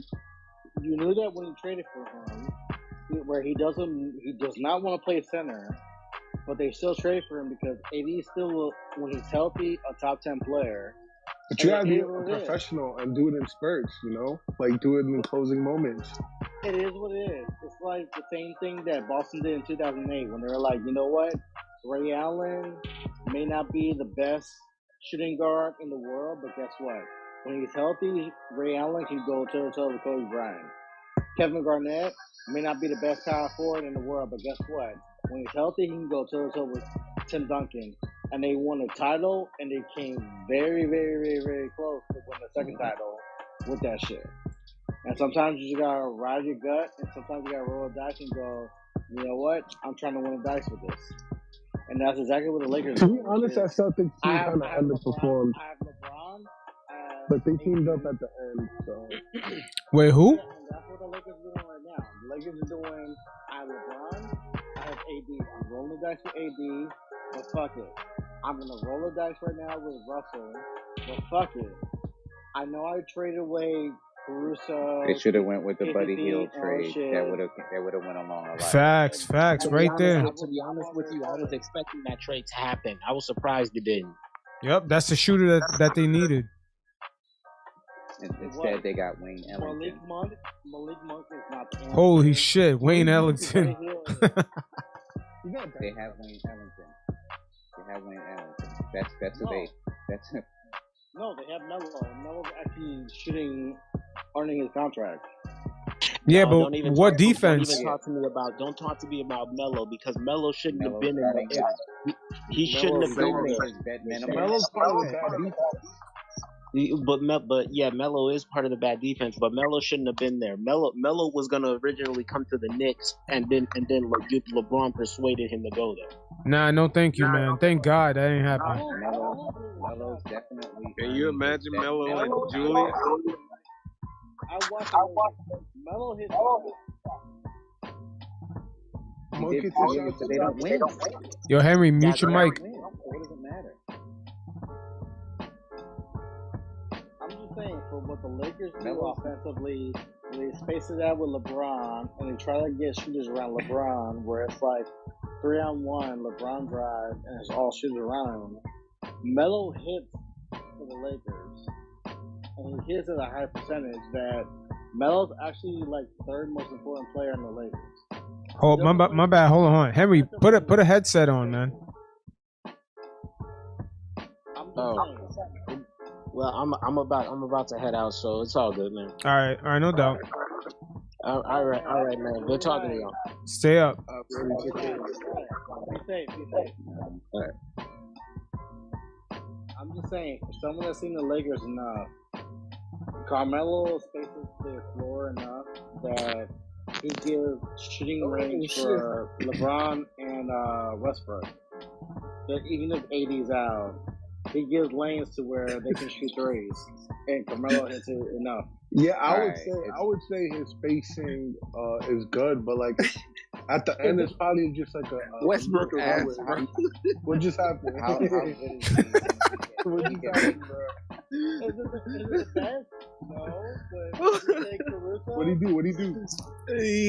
He stole the ball, break for open layup, missed the layup, got the rebound. Wait, and they stole the rebound from him. Catch up. Wow. Damn. You missed that? Oh my God. Oh, he's bad for them. He lost his legs. He wasn't this bad, but No. He doesn't play smart at all, man. Not a winner. Westbrook has played with almost every superstar in the league. When your game is 98% athleticism, when your game is 98% athleticism, you're gonna decline quick. You know. Yep. No, but this is why this is good. This goes back to our conversation earlier. We were talking about good fits, and we were talking about DeMar DeRozan, and we're like, was DeMar a good fit for the Knicks? It's like sometimes it's about fit. It's about coaching. It's about the right fit and all that stuff. And a little bit of luck. Yeah. A lot of bit of luck, yeah. And that's what I'm saying. DeMar was a good fit for us because DeMar at that time was all mid-range and this and that, and we got our asses kicked by the three. And we got our asses kicked by Reggie Bullock couldn't defend the three, which is why Reggie Bullock is in Dallas. Because Reggie Bullock got his ass ate by fucking Trae Young, which happens, but at the same time, it's like, dude, when you score, if you can't shoot a three, you can't defend a three, then what the fuck are you here for? Now, Trae Young ate a lot of people. I don't think we didn't let go of Reggie Bullock because Trae Young ate him. We got rid of him because he couldn't do shit back to Trae Young. And that was correct. We had no offense. We had a choice. It was Reggie Bullock or Alec Burks. Alec Burks was the right choice. We chose Alec because he could handle the ball. Correct. No, we chose Alec because Alec has so much more offensively. Alec can shoot a three. Alec can shoot an offensive mid-range. Alec can drive to the hoop with either hand. Alec can shoot a free throw, and Reggie Bullock cannot do any of those fucking four that. Bro, Bullock was shooting threes for us last year. Bullock was really 3-and-D. Three wasn't hitting, that we were fucked. Bullock was that best perimeter defender shooting 41% from three. I'm not saying he was better than Burks, but it's not like he was like that crap. Exactly. I'll tell you why I think Evan Fournier is not a better fit than DeRozan because at least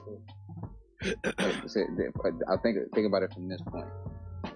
When Fournier's not hitting at all, he's not hitting threes or twos. But DeRozan can definitely Chris Paul you from two all night. So at least you can get a bucket when we need one. And he's better at driving to the basket than Fournier is. Yeah, we're comparing a career 15-point shooter on a bad team to like a guy that was getting 25 and making it to the conference finals. You know. Here's my counter argument. Can I argument this? Sure. Of course. All right. Here's my counter argument. Sometimes it's about styles make players. Sometimes you need the right player and the right style and stuff like that. So even if we pay DeRozan the money that he wants, which would have been almost $40 million a year for like 3-4 years, stuff like that. Did we're he paying get him that? to shoot. I don't think he got that. We're paying. I think he got like a 4-year, $90 million. Yeah, I think he's only getting like 25 a year. So I think he got like Julius numbers. So 30 mil at the max.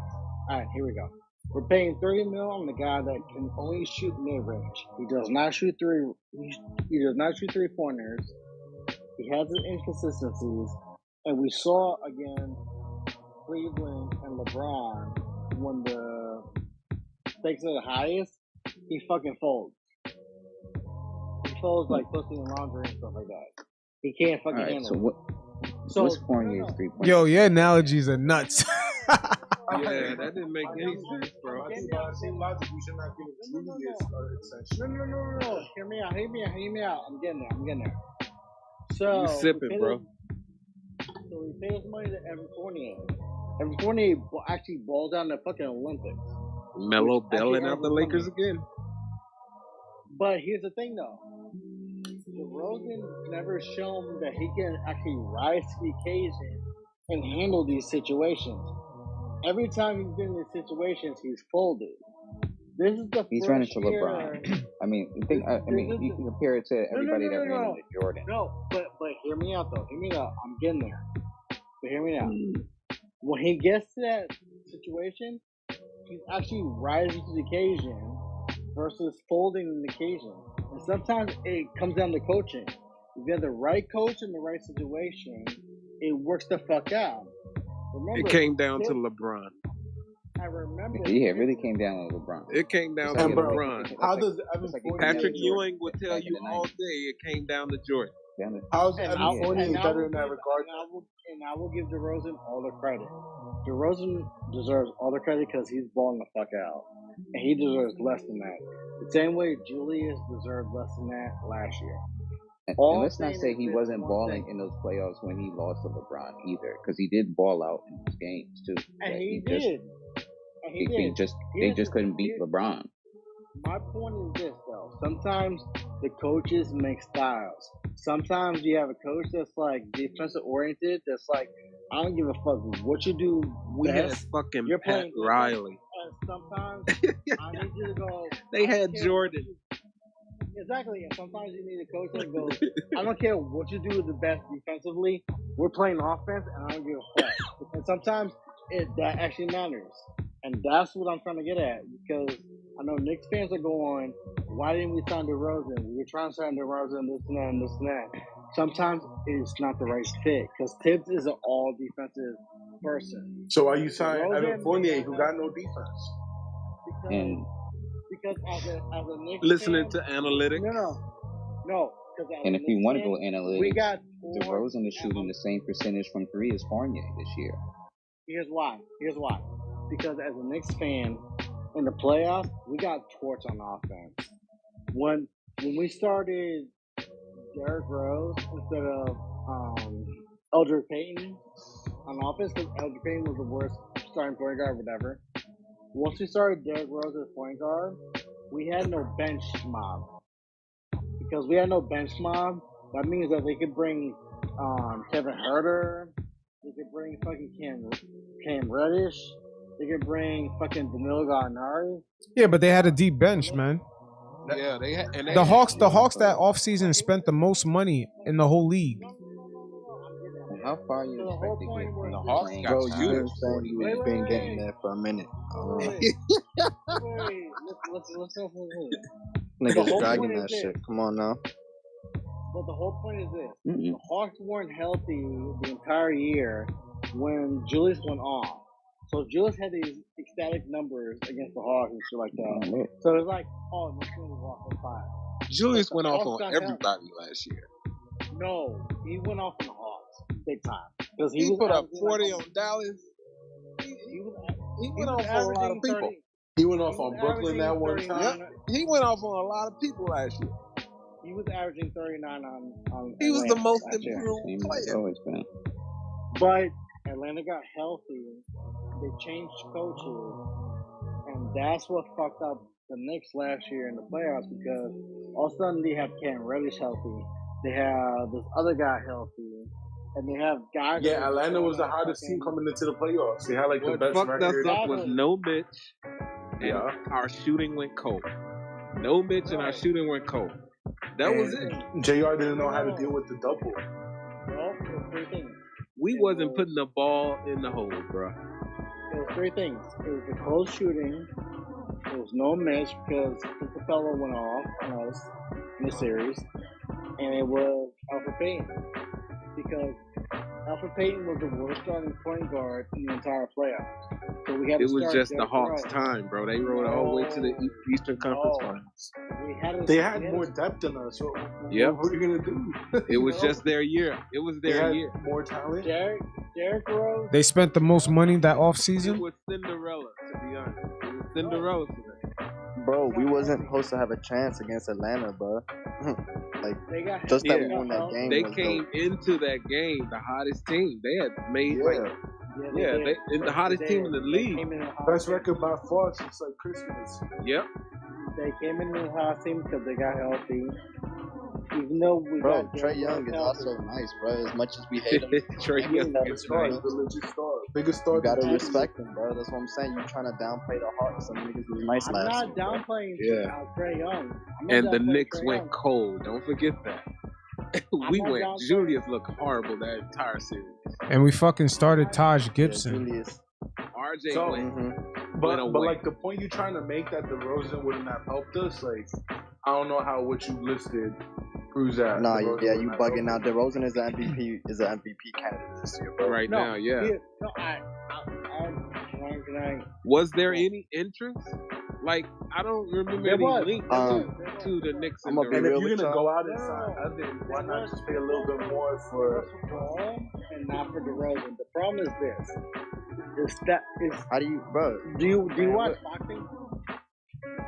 Man, what Evan this got to Fournier do with plus boxing, bro? Look, Evan Fournier look, plus look, Noel let's- contract equals DeRozan's contract. For everyone that's listening, do you watch boxing? A little bit. Why? This is what I'm saying. Styles make fights, and Styles make fights. DeRozan made the Same best shit. decision, bro. I know, but He's in a perfect situation. DeRozan had the opportunity to go anywhere he wanted to, bro. So for I you got to, you. I'm about to wrap this up. Here we go. Styles make fights. Because Styles make fights. It's That like Bach is boxing. strong, bro. You need the right player in the right system for this shit to work out. DeMar DeRozan went to the right team, to the right coach, where he fucking unlocked his fucking gifts. to The where this Bulls shit's had a working plan. out. They tempered to get their team. They got the stars that they They wanted. got what they and wanted, they bro. doing what Exactly. they fucking knew they was going to do. You with over here, Vucevic they didn't already know in if- the house.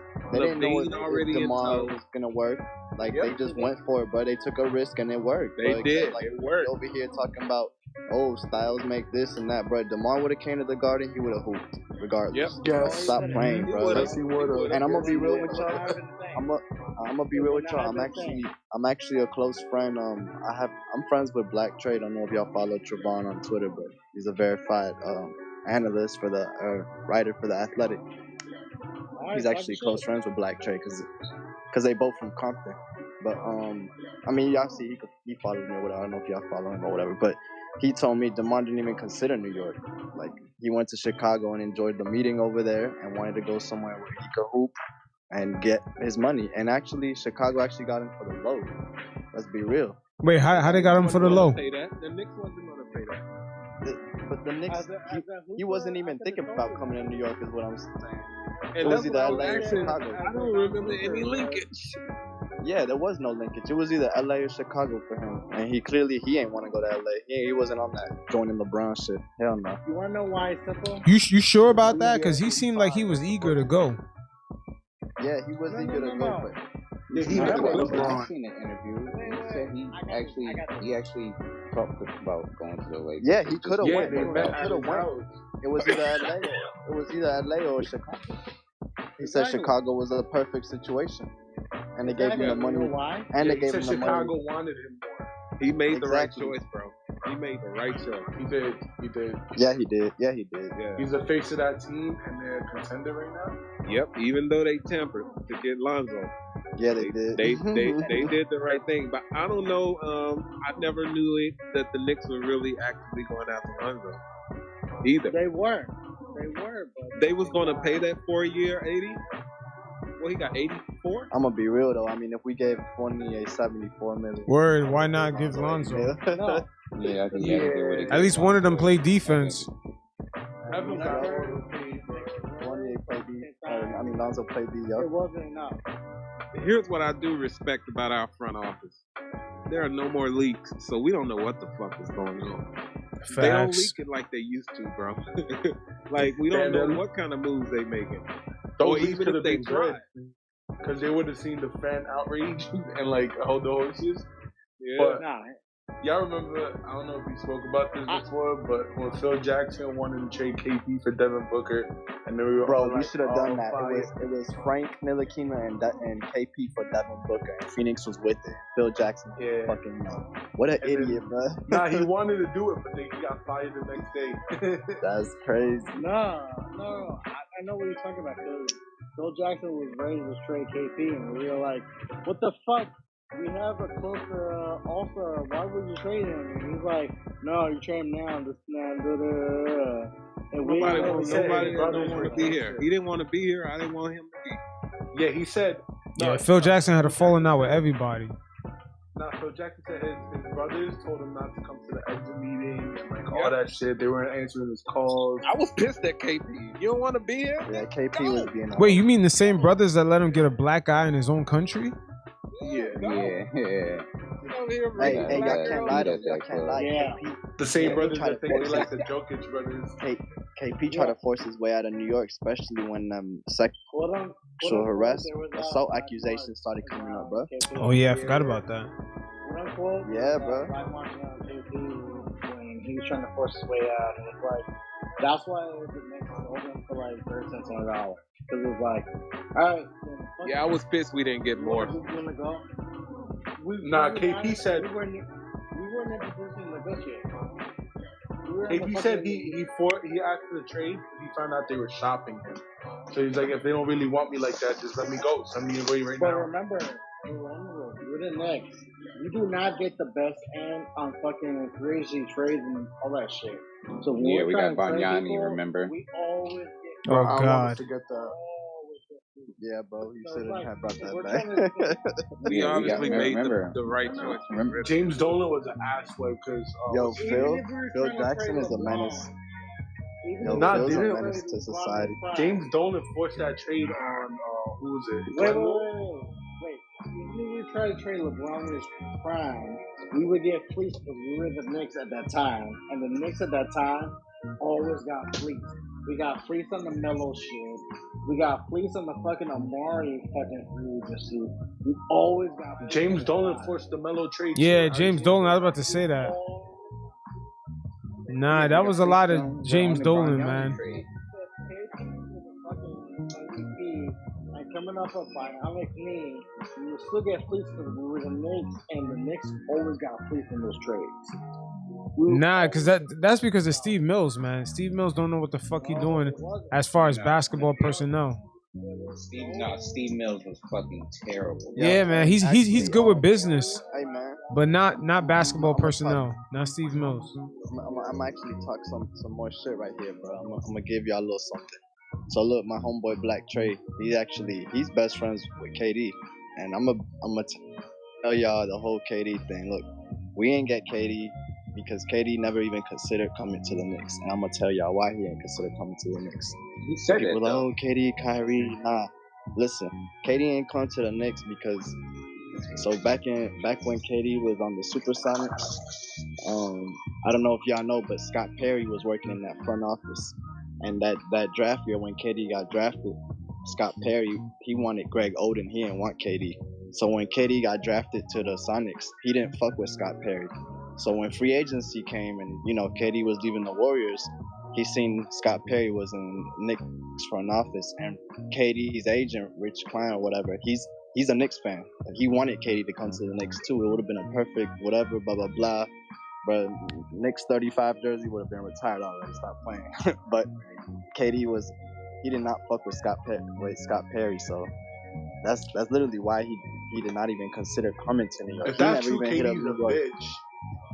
I mean, I'm gonna be real with you though. If that's true, why would you want to go somewhere? 15 Nah, years, fuck right? it. It is what it is. Like, just let it be, because at the end of the day, the Nets are not gonna win a championship. They're not gonna win like multiple championships. So it don't even make a difference. Nah, for sure. I'm just so saying that's that is the like, deal. I You know don't how blame people brother said for not afterwards? coming. You know how some people said afterwards that that's what made it easy for the Nets to take over KD and Kyrie. Just the Nets also had the perfect situation in that free agency summer. They had more cap than we did. You know how people said that Dolan didn't want to offer the full max, and then KD was like, "Nah, I'm not with it." Then, like he felt offended that we didn't offer the full max. That's not KD true. never even spoke to the Knicks though, bro. That's what I'm Man, saying. that's like you KD between Beyonce and Saweetie. There was never and you even. saying There was never even no Beyonce that communication. bitch, but I'm gonna roll with Saweetie.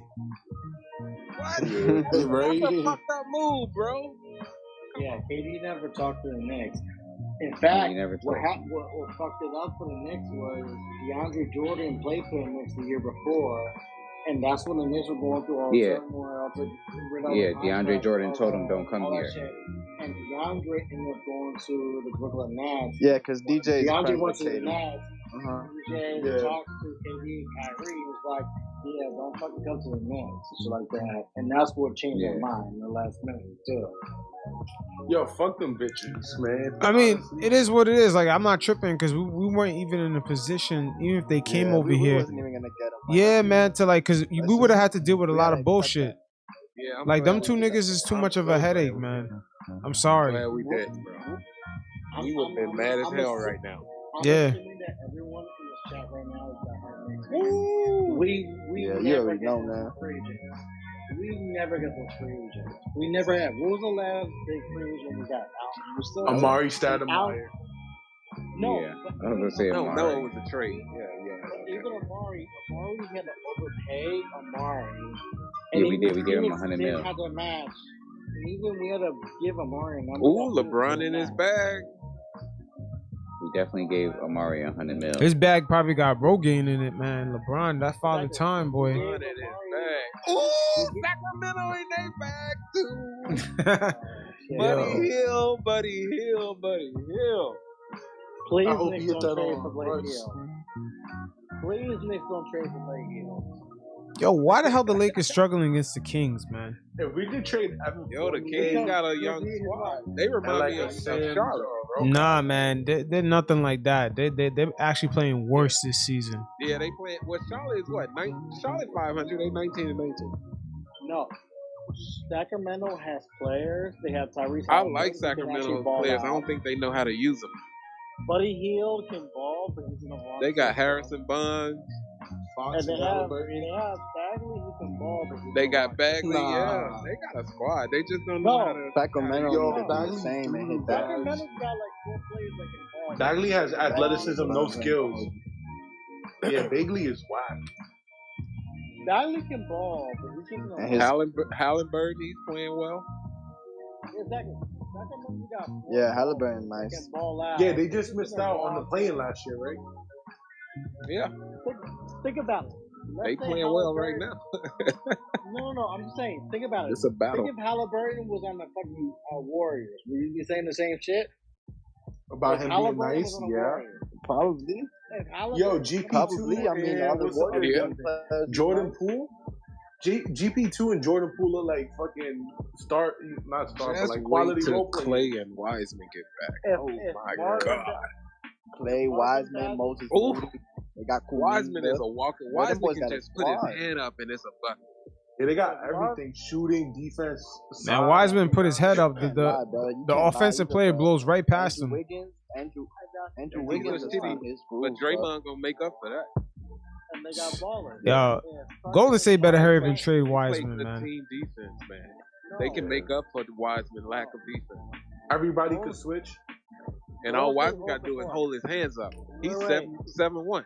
They force Wait. turnovers. Wait. Who said Golden State's got to trade Wiseman? No, don't. Nobody said that. Nah, they said Nah, I said that. They gotta let him go, man. Curry played Oh, much they better gotta let without him him go? on the floor.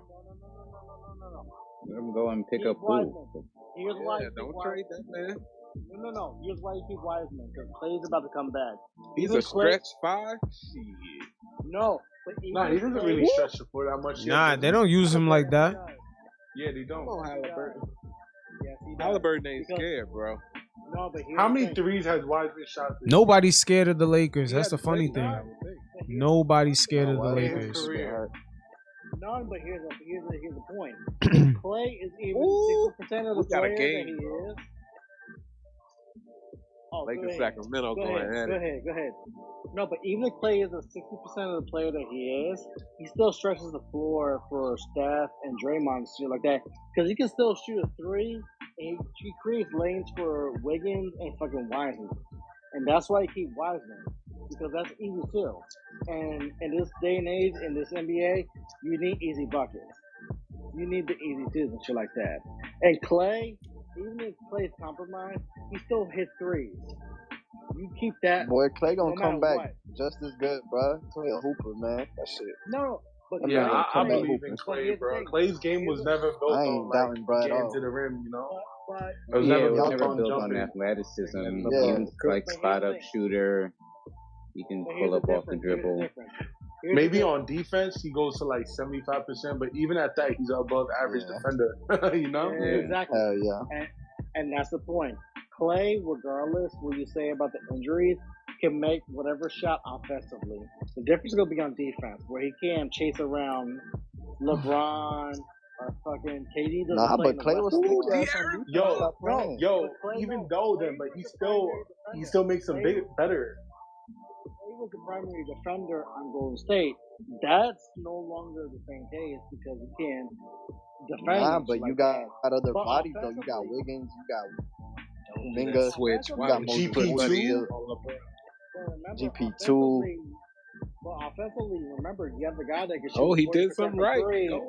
90%. Bro, from free offensively, throws. yeah, but did you know Golden State is like a top 5 defensive team in the league right now? Yeah, bro. all you So do they is- valid on both ends. Yeah, Like, Golden honestly, bro, they my Golden favorite State team, is back, bro. They back. Yeah, and Golden Clay State is is back. making them They better gotta on get both ready. sides. Yeah, Golden State is back. Clay is not Yeah. making Curry's a worse bad on either man. side. Curry is a Yeah. bad man. And they don't even have their full team. Golden State is fucking back. The only Yeah, difference that's you what I'm do is saying. this. Them boys is hooping. And if they do trade James Wiseman, they're trading him for somebody better. You know, so it's like Honestly, Wiseman like ain't going my nowhere. opinion, bro, like I don't think so either, but Phoenix they might consider it. Phoenix as you as don't good trade as Phoenix is this year, I think Phoenix is a fluke again. You don't trade him. What you do is you have playoff. Hold up, fellas. I'm gonna leave this open for a few more minutes, like 5 more minutes. So get your shit off right now.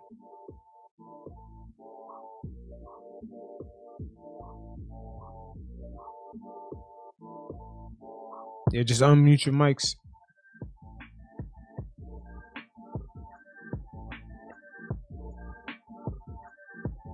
A few more minutes. I'm gonna leave it open. All right, thank you. As far as the Knicks, if you're gonna bring it back to the Knicks, it's that simple. Well, the game that we just saw tonight is what we need every night. We need Julius balling, we need RJ balling, and we need the complementary players. If it's Quickley, if it's Toppin, if it's Grimes, if it's Burks, need them to fucking ball out and play better against the 3-point defense. It is what it is.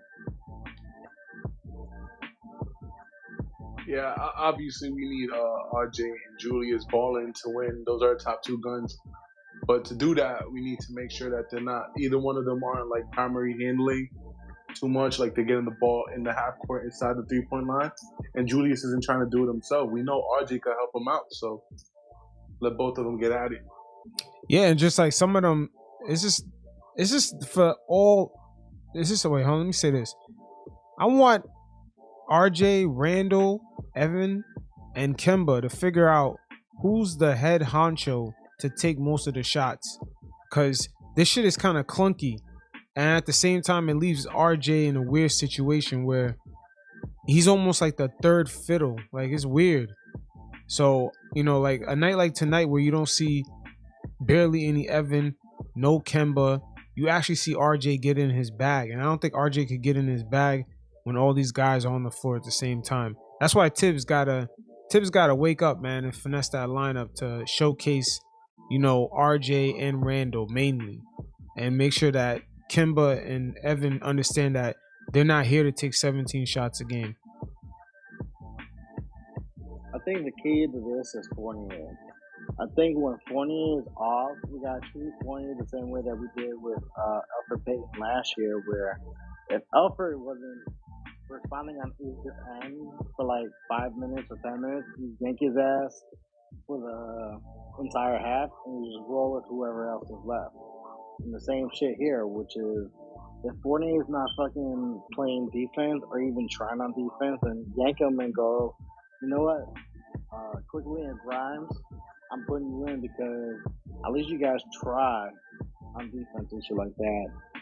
And offensively, if Fournier is hitting shots, then obviously you roll with him. But if he's not hitting shots, then it's like, how can I even justify you playing where you're not hitting your shots offensively and you're like a lackadaisical defensively?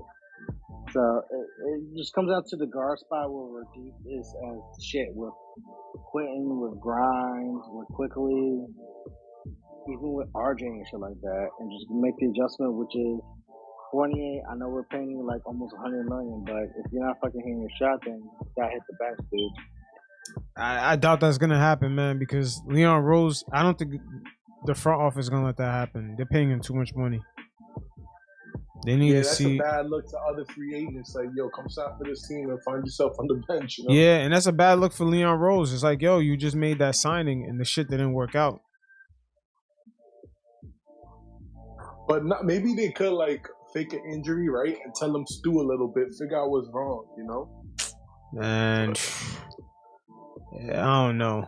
Tibbs is not for the whole season. Tibbs have not played Evan for most of the fourth quarters. That's strange. But yeah, he keeps starting him, giving him over 25 minutes a game. Something tells me there's politics here in play.